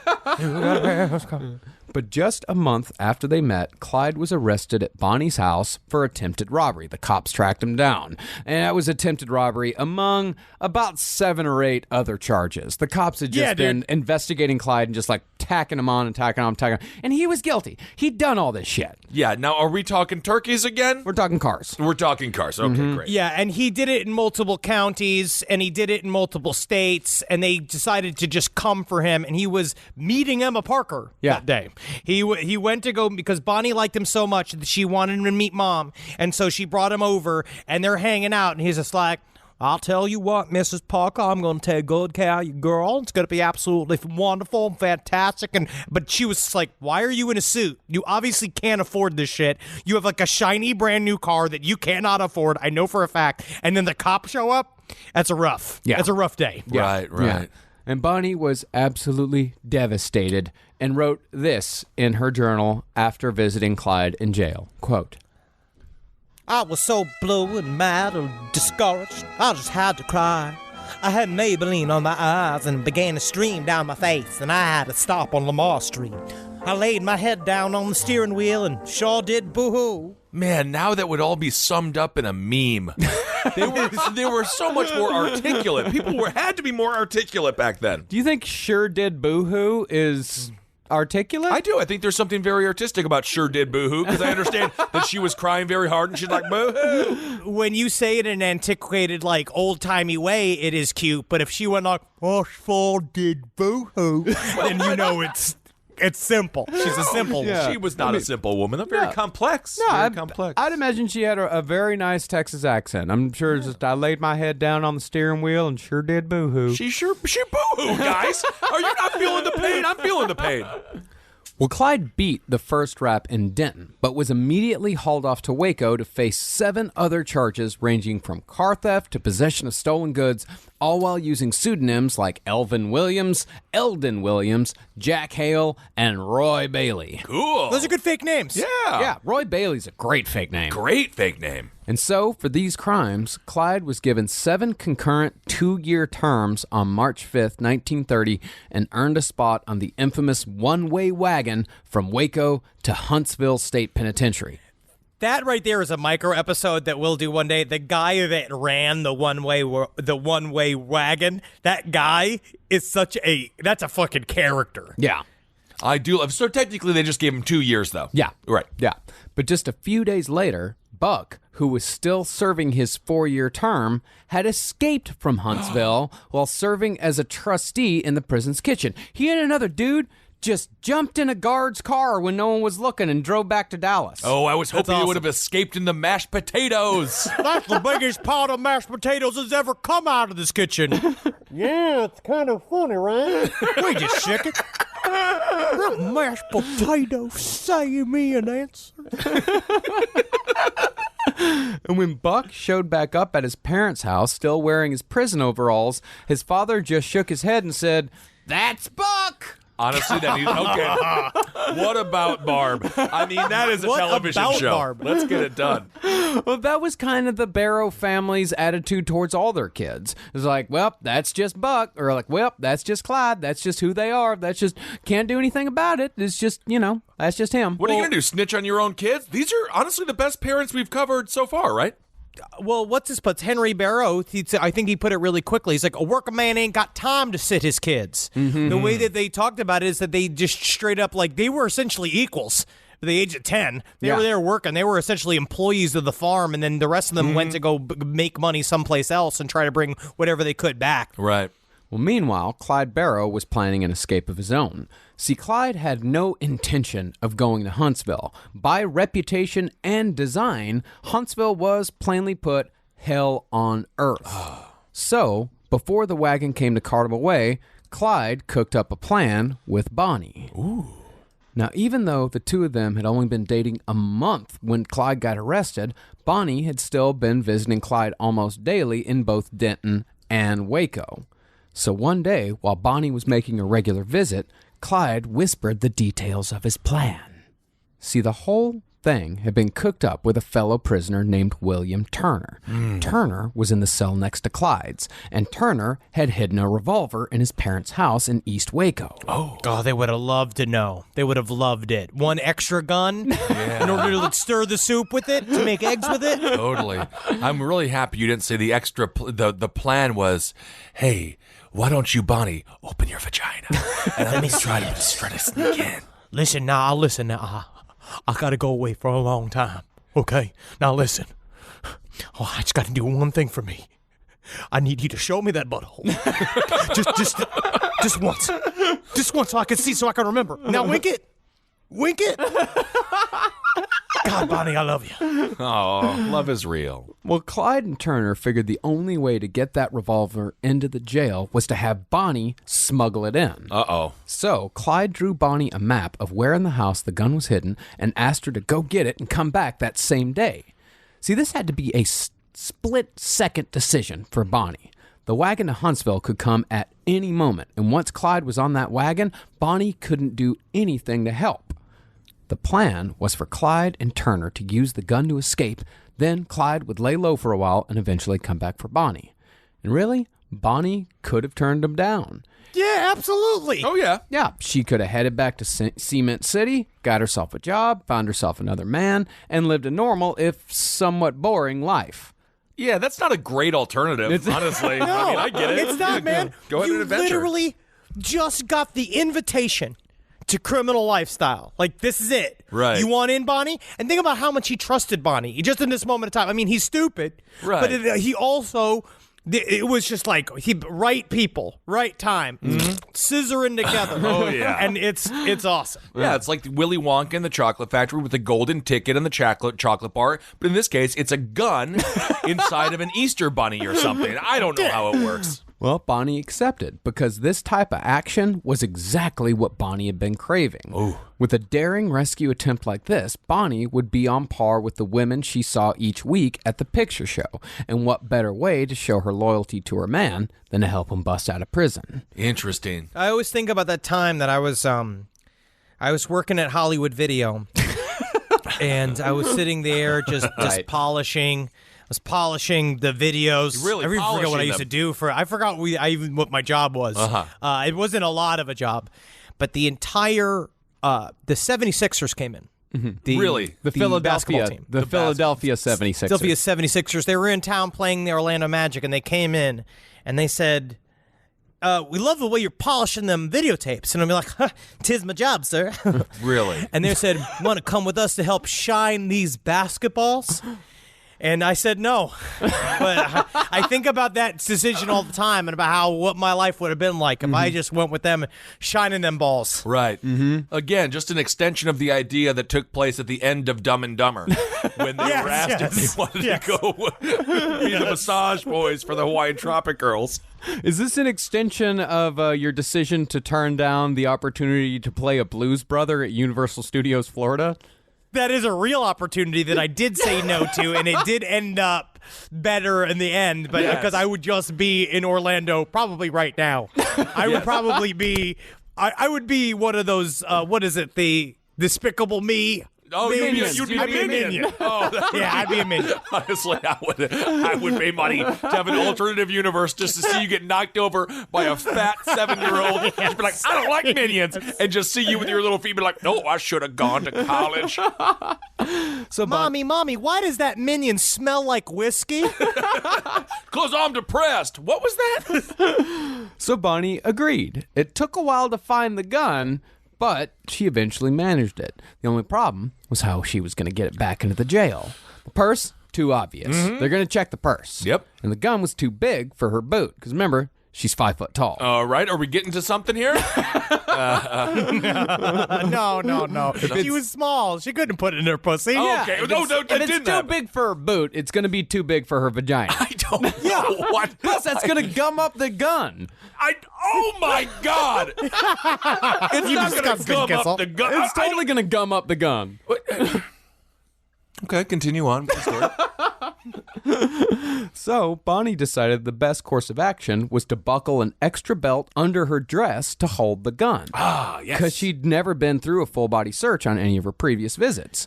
And Bonnie... Well, she came in and they fucking loved her. Yeah. She charmed the entire staff. She charmed the officers. They were letting her, go back until they were giving her extra visiting hours. She was using the private bathroom. Huh, okay. And Bonnie was absolutely correct in her assumption. She went through security again with a smile, unbuckled the gun from her belt as soon as she and Clyde were alone, and handed it to her beau. Ooh, love is in the air. Yeah, it is. It's real. So while Bonnie was waiting for word from Clyde back at her cousin's house, he, William Turner, and a third prisoner named Amory Abernathy put the plan into place. Why is there's always a third guy who jumps on? Yeah. Why in Prison Escapes? There's always in Prison Escapes, it starts with the two guys who planning, and there's always some guy it's just always just like, I sucked a cop's dick. I didn't know he was undercover, and I also don't know why he let me suck his dick.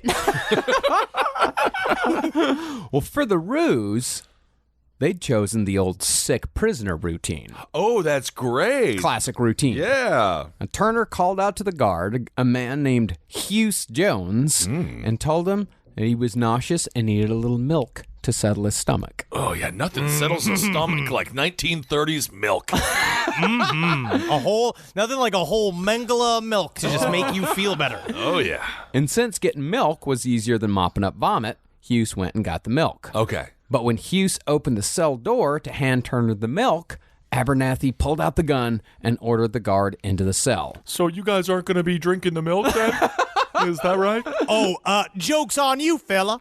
Glug, glug, glug, glug, glug, glug. Oh, I'm lactose intolerant. I guess I'll clean up the vomit then anyway. Well, within minutes, the three prisoners were out on the streets of Waco. They briefly exchanged gunfire with the guard while they were running down the street, but pretty soon Clyde had hotwired a car. Smartly, they abandoned the first car for a better one just a little bit outside of town. This is fucking GTA. This is Grand Theft Auto before it even existed. The funny thing is that, like, a lot of these shootouts, you remember that scene in Trailer Park Boys where they're shooting at each other and one of them accidentally gets hit and they're like, hold on a second, one of them got hit, we got to stop for a second. Yeah. That's what all of these feel like, because Clyde was always shooting over their heads and the other guys are shooting over his head. It's like a game. It's total fucking chaos. Right. That is a part of kind of the energy of this whole story, is that every single it shows that shootouts aren't what we see in the movies. I mean, obviously not, or these kind of organized things. It's these very haphazard, just people pulling out guns and just shooting them in the general direction of each other. There's like people running around, like there's literally citizens in the middle of the fight. It's so much, I don't know. I love it's not subtlety. It's something about the idea that, like, it's not two factions getting in a line and getting cover and firing on each other. It's a whole tornado of activity. And if you want to watch a live shooting, feel free to turn on any television news channel on any random Friday, and there's a good chance they'll be covering it right there for you. Trailer Park Boys, by the way, shout out. Instagram has reinvigorated my love for them. And if anyone knows the Trailer Park Boys, have them reach out to us. We'd love to talk to them. Yeah, we'd love to talk to them. I love them. Yeah, they're the best. Rise from your grave. Rise from your grave. Well, the second car that Clyde and his two companions stole wasn't reported stolen until the next morning, which gave the escapees a 12-hour head start. They switched cars in Lampasas, Goldthwaite, and Brownwood as they headed west, never stopping for a moment. And as far as Bonnie went, she didn't hear anything about the boys until she read a headline in the Waco Times-Herald a few days later that said, "Trio leaves trail of stolen cars." Oh, dude, that's fucking awesome. And there was much editorializing to be done in said article. Oh, yeah. It read, quote, Schoolboy Barrow, Willie Turner, and Emery Abernathy are at large this morning, but they'll be back. They haven't the brains to stay free. It's the Dumble in them that brings them back. Not Dumble, Dumbbell. No, I like Dumble better. I'm officially calling people Dumbles from now on. I think that's actually better. Well, thankfully, though, there was no mention of Bonnie whatsoever. The cops hadn't even thought that maybe it was Bonnie that smuggled in the gun to the boys, even though that was the only logical explanation. But just to be safe, Bonnie hitchhiked back to Dallas instead of taking the bus or train, lest the laws, as they all called the cops, be on the lookout for Clyde's new accomplice. Eventually, Clyde did get a telegram to Bonnie about 5 days after the breakout. The boys had made it as far as southwest Ohio. But since the boys were, after all, just boys, their first attempt at crime on the outside resulted in their arrest. The ad hoc gang broke into a dry cleaner's and a railroad depot all in the same night and took in about $60. Now, they got away with it that night, but they'd been pretty conspicuous in casing the depot earlier that day, so the agent had written down their plate number. So y'all got money? I'm just asking. It's asking. Can I ask another more specific question? Where is the money, and how much is it? Sir, are you planning on coming back here later and robbing up here this railroad store? No. another Laza. Well, as such, when the boys drove past the same railway depot on their way out of town the next day, the cops, who were there investigating the burglary, immediately recognized the car and gave chase. And after a pursuit that involved more than a few gunshots and 2 separate car chases, all 3 men were arrested. The subsequent report in the Waco Times-Herald read, "Baby thugs captured."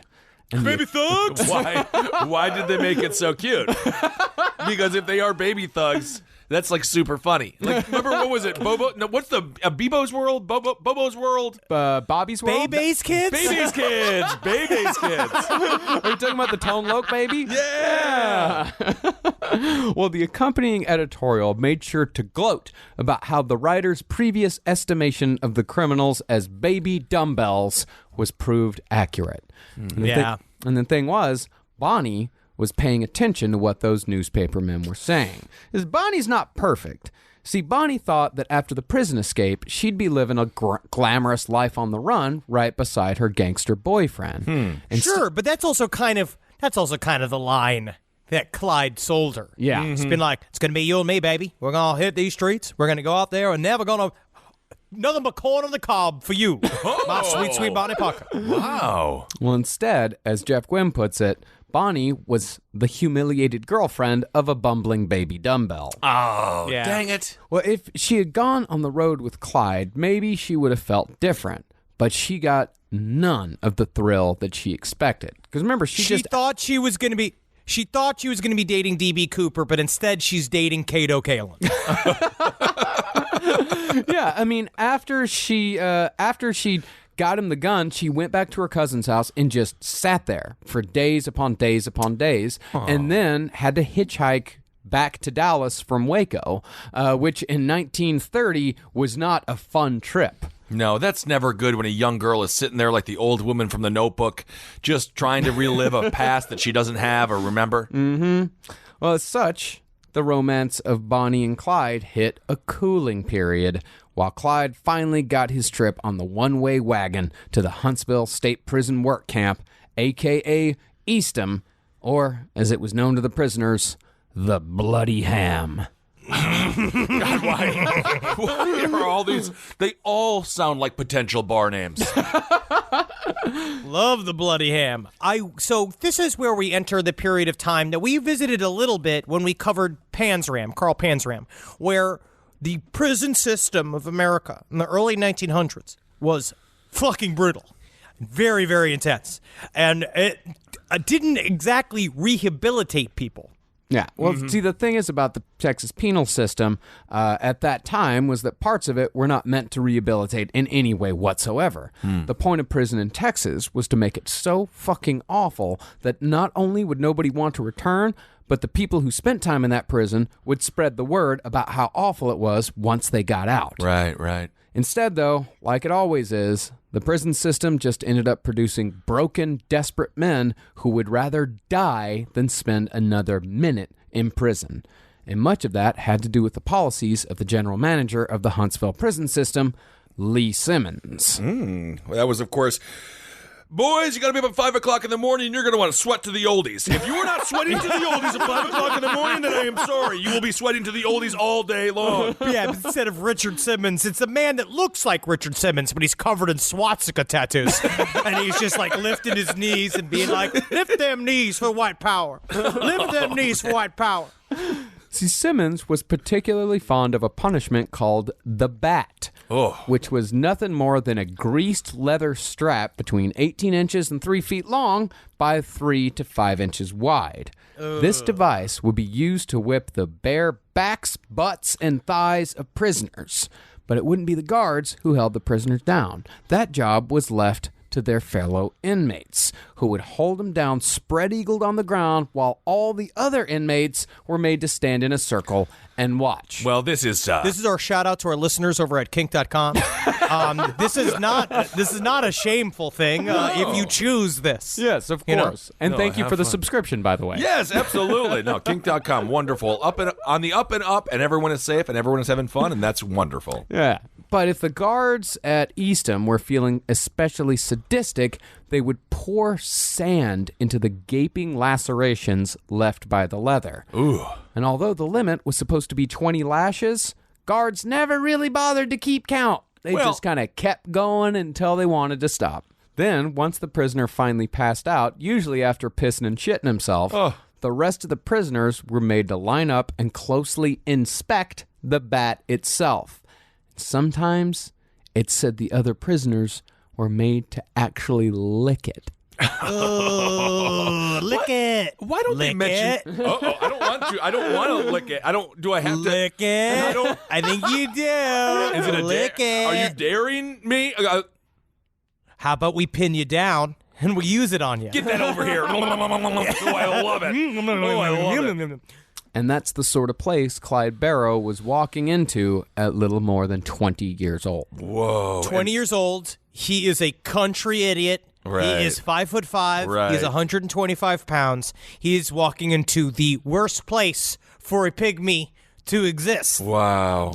Thing is, though, things didn't have to be as bad as all that for Clyde. Most first-time offenders were kept inside the main prison unit, known as the Walls. It was still awful, but at the very least, you could maybe learn a trade. Like you might learn how to, take care of a horse or something like that. Cool. But repeat offenders, or wildly violent prisoners, were sent to Eastham Cotton Farm, 35 miles northeast of Huntsville proper, where men were made to work 10-hour days, 7 days a week, with half an hour off on Saturdays for a bath. Oh, my goodness. All right. Well, again, it still happens today. Yeah. And for reasons still unknown to this day, that was where 5'5", 125-pound Clyde Barrow was sent to Eastham. We don't know why. No one knows why he was sent there. He shouldn't have been sent there. You don't think so? He was shooting at all the cops and stuff? He wasn't that well known. That's the thing. No. He was just in the paper, because that is what some people maybe think that's why he was sent. But Clyde Barrow was not that well known down in Huntsville. Nobody would have known who the fuck he was. And he was still a first-time offender. And he was a fucking tiny little slip of a man. He wasn't like a tiny little slip that was wildly dangerous like Pee Wee Gaskins. Like, he was just a kid. He'd stolen a couple cars. Okay. All right. Yeah, it sounds like it was just a bad streak of luck. Mm-hmm. It seems that he just kind of got randomly put into that pile. Yeah. Sure. Yeah, so Clyde Barrow took his ride on the one-way wagon chained by the neck to every other inmate on their way to Huntsville and arrived on April 21st, 1930. The one slightly bright spot was that Clyde made a friend along the way. Is it a mouse? Oh, I hope it's a little mouse. Nope, he made friends with 19-year-old Ralph Fultz. All right. It's no faults of mine. I get it, Ralph. It's really, but it is your fault, Ralph. Yeah. Well, Ralph was sitting across the way from Clyde, and when the two of them got to talking, they found they had a lot in common. Are you getting like a big circular cut from the chain around your neck? Yeah, me too. It's just amazing how just two random people can meet. There's so many similarities. But Fultz had just escaped from Huntsville, and guards didn't take too kindly to returning escapees. Upon his arrival, Fultz was made to, quote, ride the barrel. Uh-oh. This punishment involved straddling a pickle barrel while handcuffed. Now, this doesn't sound too hard when you only got to do it for a few minutes, few seconds, but Fultz was made to do it for an entire day and an entire night. And every time he'd fall hard to the ground, the guards would scoop him back up, put him back on the barrel for more. Ooh. It's a tiny, because it's not like a huge barrel. It's enough of a barrel that your toes can stabilize you on top of it. So the rim of the barrel digs its way into your inner thighs. Right. So you say to the point you're so numb from the waist down that you don't want to be unnumb. Because once you finally get the feeling back, it's just pure torture. Right. Yeah. It's like when you sit on the toilet for a little too long, legs go numb. You got to stay there longer just to avoid all the pain. Exactly like that. Yep. Yeah. And now you're living on the toilet. Yeah. Yeah. But the guards were nothing compared to the monster that was BB Monzingo. No, sounds like not the a character real... from fucking Blazing Saddles. Yeah, that's Monzingo. BB Monzingo. That's not a name, Henry. That sounds like a name that you would make up, making fun of people who make up names. Yes. Yes. Monzingo had actually been fired from Huntsville prison once before for unnecessary cruelty towards prisoners. Oh my! To be fired from Huntsville for being unnecessarily cruel. Yeah. You have to be a Nazi. Yeah. But when Simmons, the guy who loved the bat, when Simmons became manager, he hired Monzingo back and put him in charge of Eastham and gave him free rein to be as cruel as he liked. Because nobody went to Eastham, nobody was watching Eastham. Those people could be treated however badly the prison decided they needed to be treated. So basically, Sheriff Joe Arpaio found his Darth Vader. Joe Arpaio is fucking nothing compared to these guys. I'm not going to tell Arpaio that because we don't need him to try to compete to be worse. Well, under Monzingo, Eastham came to be known as Little Alcatraz. Oh, my gosh. Yeah, it's like when Kevin Spacey was put in charge of a new upstate New York chapter of the YMCA, and they just call it now the No Boys Zone. Right, absolutely. And when Clyde showed up, Monzingo picked an inmate at random and smashed him in the face with a stick, just to show dominance. Just picked a dude, boom. All right, boys, this is how it's going to be. Could have done without that, sir. And the longer... Yeah? Yeah, Yeah. I definitely could have done without Lick that. it. No, Lick it. I don't really want. Okay. You want me to use it? You're cute. You're funny. Hey, guys, my name's BB. I'm so excited to be here with y'all. It's going to be a fun summer, isn't it? Who wants their dick chopped off? His voice is so fun, but then he's so mean. Yeah, it's funny how it works like that. Yeah.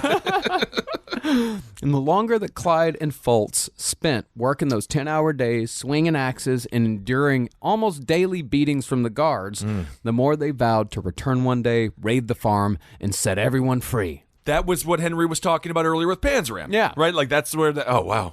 Well, that was everyone, that is, except for Ed Crowder.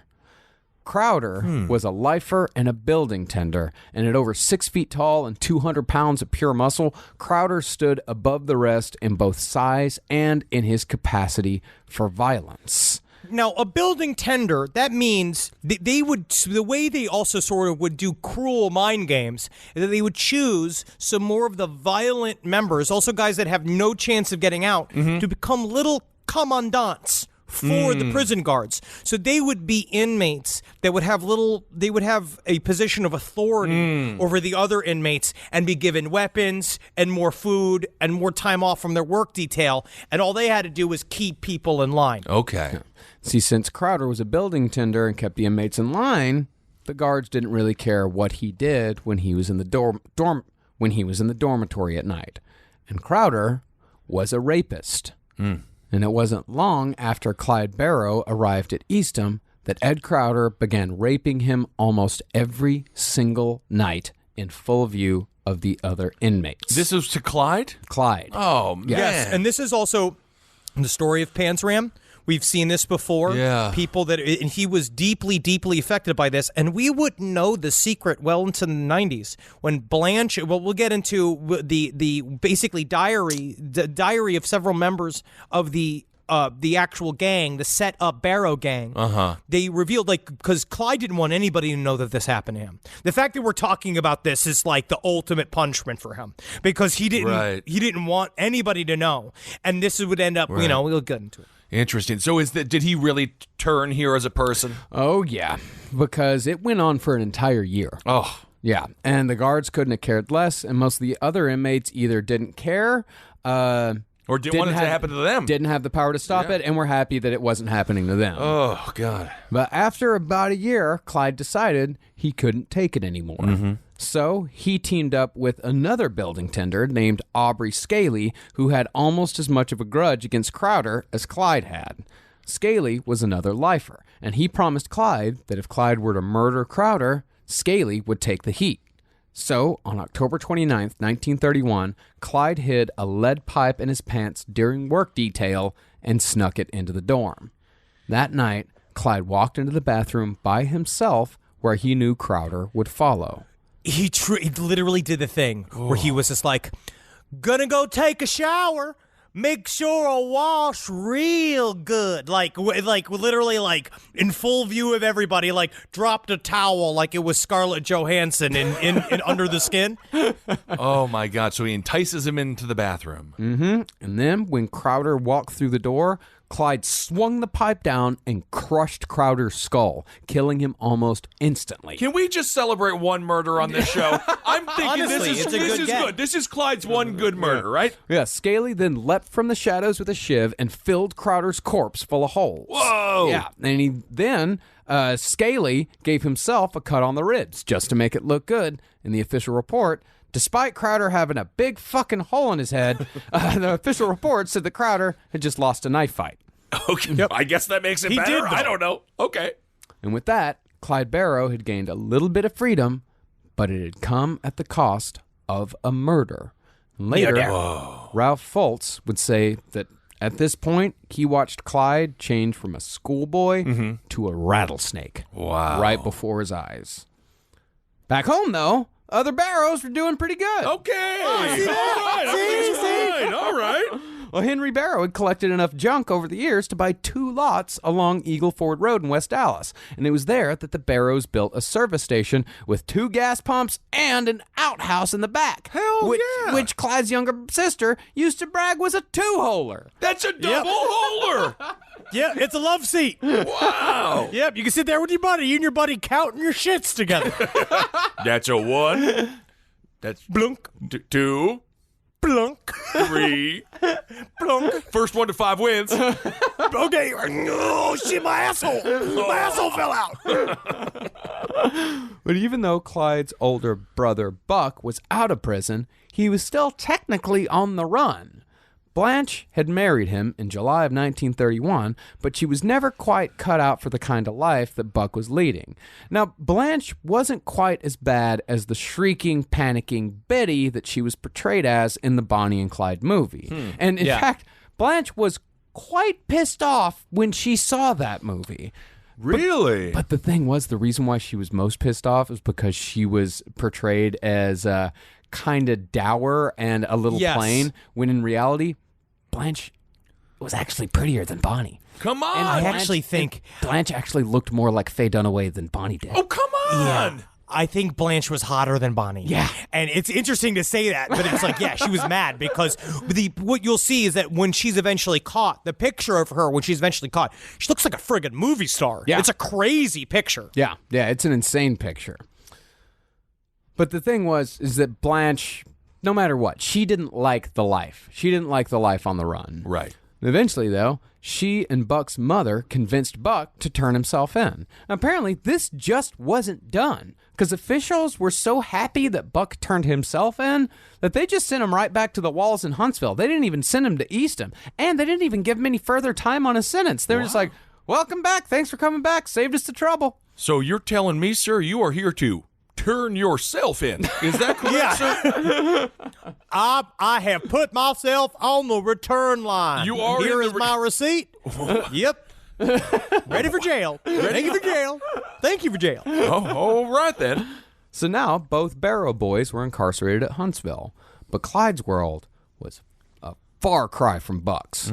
Clyde was still in Eastham, which, as I mentioned earlier, was known as the Bloody Ham. Now, the reason why it was named as such was not for the punishment meted out, nor was it for the violence between the inmates. The reason why they named it the Bloody Ham was because inmates would regularly cut off fingers, toes, sometimes even hands and feet in an attempt to escape the back-breaking labor. That's how bad it was. Jeez. And they took it as like a punishment that was suitable. Like it was so matter of fact that dudes would cut their fingers off and their fucking appendages off to not work on the farm. And they'd be like, all right, like you'd show up and be like, I lost my whole hand to a field gator. There was a field gator out there. And they would just straight up be like, all right. And then they basically just kick you back to the walls. Yeah. Wow. Yeah, it was like an So if- admission fee. So if you cut off a pinky, they'd be like, all right, you don't got to be up until 11 a.m. That's fine. 2 pinkies, it's like, you don't got to be out of the place until noon. Wow, here you go. You're a jailer now. Here you go. Yeah, Ralph Foltz later said that in one particularly bad week, he and Clyde saw over 14 instances of self-mutilation. Jeez. And after over a year of backbreaking work, Clyde decided he'd had enough as well. Now, we're not sure who actually swung the axe, but on January 27th, 1932, someone cut off Clyde's entire left big toe and part of the toe next to it. Ooh, you need those. Yeah. Yes. And Clyde was officially off work duty. But the thing was, he didn't really need to do that. Uh-oh. Dude, are you kidding me, man?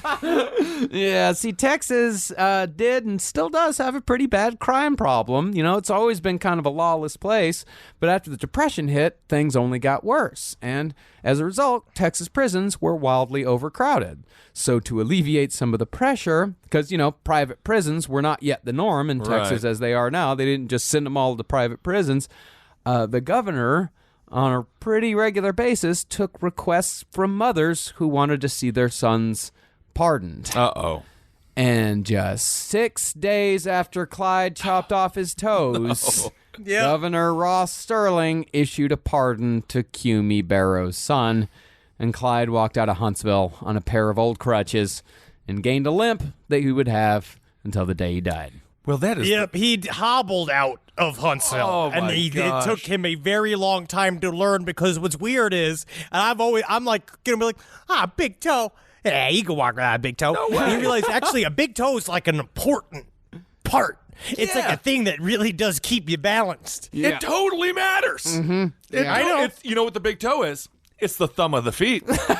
I'm calling it. Interesting. Well, one thing that Clyde said over and over again as soon as he got out was that he would sooner die than ever go back to prison. And really, Clyde did try to go straight when he got out, at least for a little while. And his dream was to open an auto parts and repair store in the lot next to his family service station. But you got to have capital for that. So and honestly, he was apparently very skilled at fixing cars. Yeah. Him and all of his brothers were very, very skilled at this, which would become very helpful later on in their criminal career. So Clyde tried getting outside work, make enough capital to open his auto parts store. But he had 2 things going against him, or really, by this time, 3 things. First of all, cops weren't leaving him alone. Just like before, every time Clyde got a job, cops would come in, haul him in on suspicion, and Clyde would get fired for missing work. Jeez. Then again, there weren't that many jobs to be had. The Depression had made its way to Texas, and the dust storms emanating from the Great Western Dust Bowl were suffocating large parts of the country, and black blizzards would envelop Dallas on a regular basis. This is the kind of shit that really sets the scene for what this whole part of the world was like. That you couldn't breathe. Like, you would be, the dust would literally fill the air so you couldn't breathe. And they said essentially it was they created an ecological crisis by overgrazing all of these grass fields. It's not overgrazing; it's overtilling. Because sure. How this happened was the Great Depression hit and crop prices plummeted, and so in order to keep their land, the farmers, see, what you're supposed to do is you're supposed to farm, and then you let the land rest. And then you farm, and then you let the land rest. But because these farmers were trying to keep their money, they had to keep farming the same land over and over again. And the thing is about the grass out there is that prairie grass was holding all of the earth together. And so when they kept farming and kept tilling the fields and kept tilling the fields, that just created dirt. That created dust. And that part of the country is very windy. So all that dirt, all that dust, I mean, millions of years of grass that have been held together, suddenly that is blowing all across the country in clouds so big that you can actually see them coming from miles away, and they are black. Dude. And it is full of dirt, and the wind is blowing so hard, and it's blowing the dust so hard that it actually cuts your skin, fills the lungs. People suffocate from dirt pneumonia. Their lungs fill up until they cannot breathe anymore, and that was where Clyde Barrow was. That's where Bonnie Parker was. That's where everybody in the Southwest was at this time. Also, shout out to ICP and their new album, Dirt Pneumonia. That I think is fucking, they're back. I love it.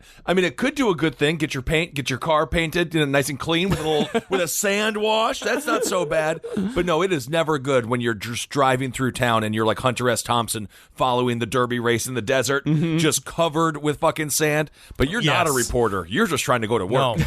Yeah, these storms were so bad, people were having breathing problems in New York City. Wow. Imagine what the people actually in it went through. Oh. And if you out there are interested in more about the Dust Bowl, read The Worst Hard Time by Timothy Egan. It's one of my favorite nonfiction books. I love reading about dust and bowls. He does. Is a combo You've always of said that. You love dust. I love dust. I love it. But the thing was, Clyde could have just left Dallas. He could have just left Texas. And he even attempted it once by going up to Massachusetts, but he said he damn near died of loneliness and returned after only a couple of weeks. And yes, it was terribly unfair and stupid and counterintuitive to a functioning society that the cops wouldn't leave him alone. But Clyde could have just gone to a different town. Hell, he could have just gone to Fort Worth. Fort Worth is 35 miles away, and he still wouldn't have been that far away from his family, who could have come and visited him whenever he wanted. It's about his pride, Marcus. It's about fucking like making it where you were born, where you stand. That's his problem, is that he was suffering these dumb ideas of you should be connected to the place where you were randomly born.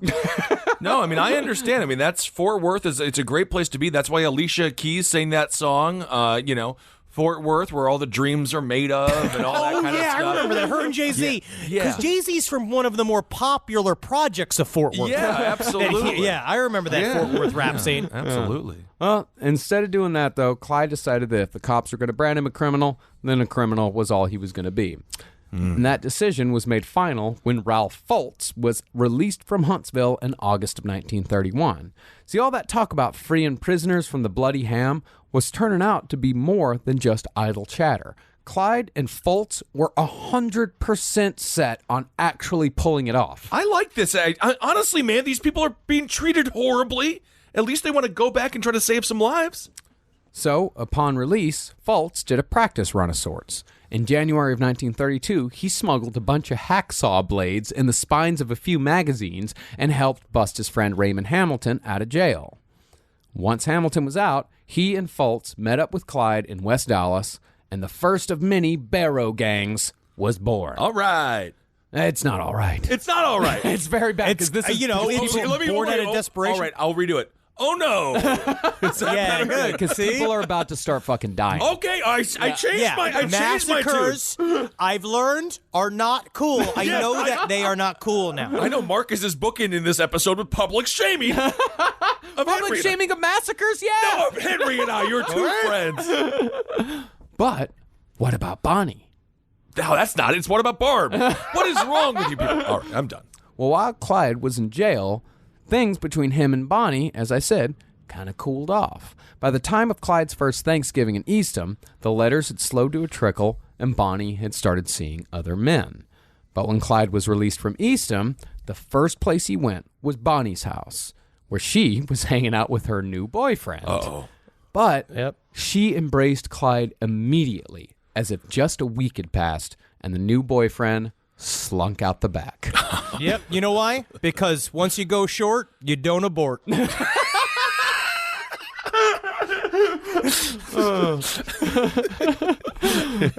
Thank you, Ross Perot.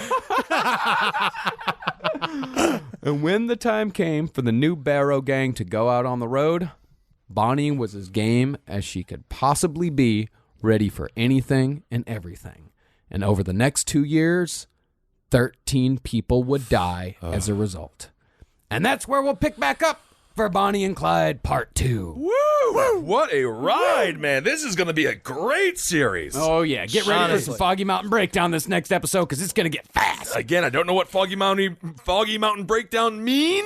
You have listened to it drunkenly at my house many times before. Oh, the song. Yeah. Great. Again, I thought we were talking about something disgusting.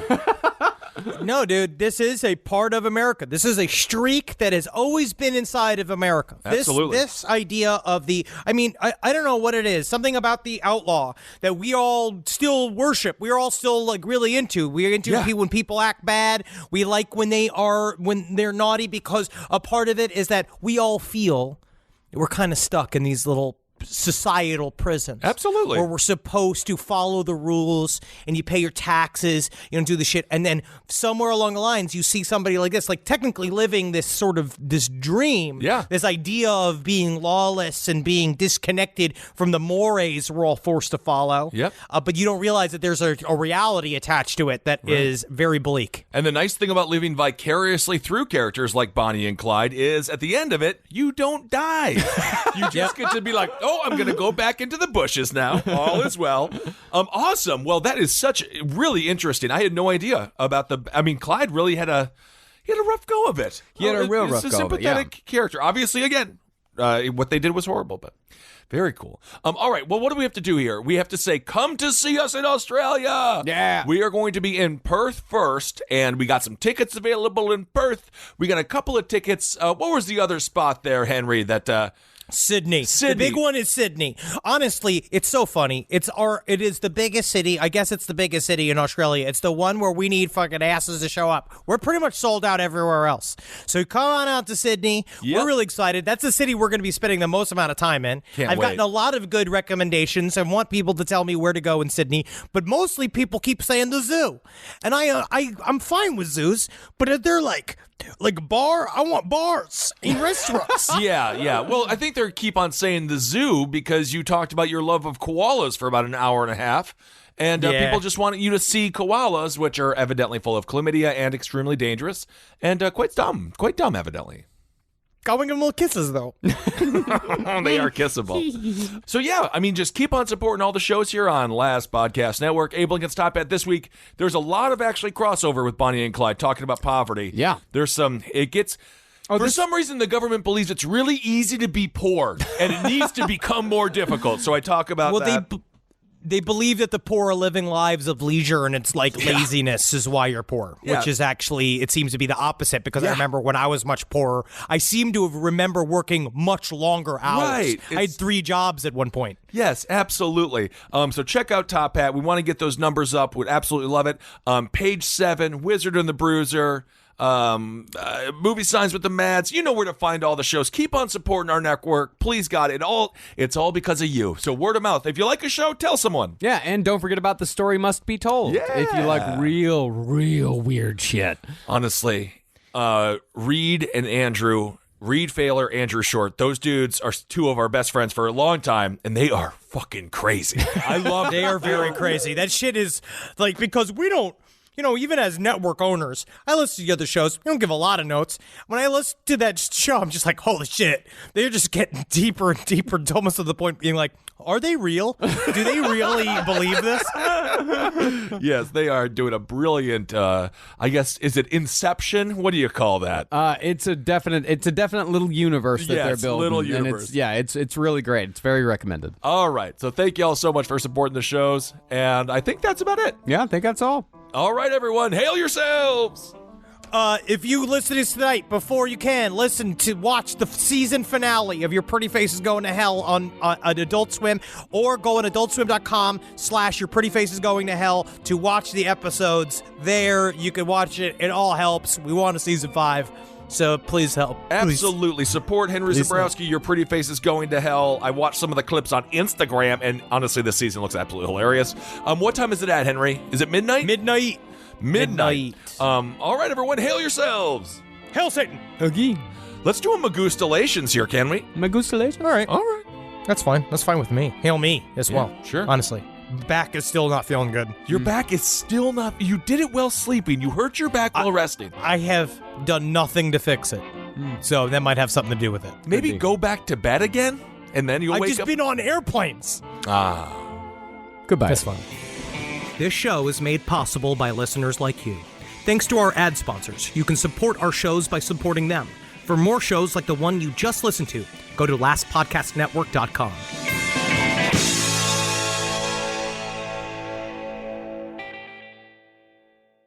Hey, podcast listeners. Mr. Ballin here to let you know we are now publishing 4 times a week on my podcast, Mr. Ballin Podcast, Strange, Dark, and Mysterious Stories. That's right. You'll be getting 4 new episodes a week covering unbelievable mysteries, chilling true crime, and stories so strange they sound made up. But they aren't. They're all true. Don't miss an episode. Listen to and follow Mr. Ballin Podcast, Strange, Dark, and Mysterious Stories wherever you get your podcasts or on YouTube. Hi, I'm Angie Hicks, co-founder of Angie. One thing I've learned is that you buy a house, but you make it a home. For decades, Angie's helped millions of homeowners hire skilled pros for the projects that matter. Angie, the one you trust to find the ones you trust. Find a pro for your project at Angie.com.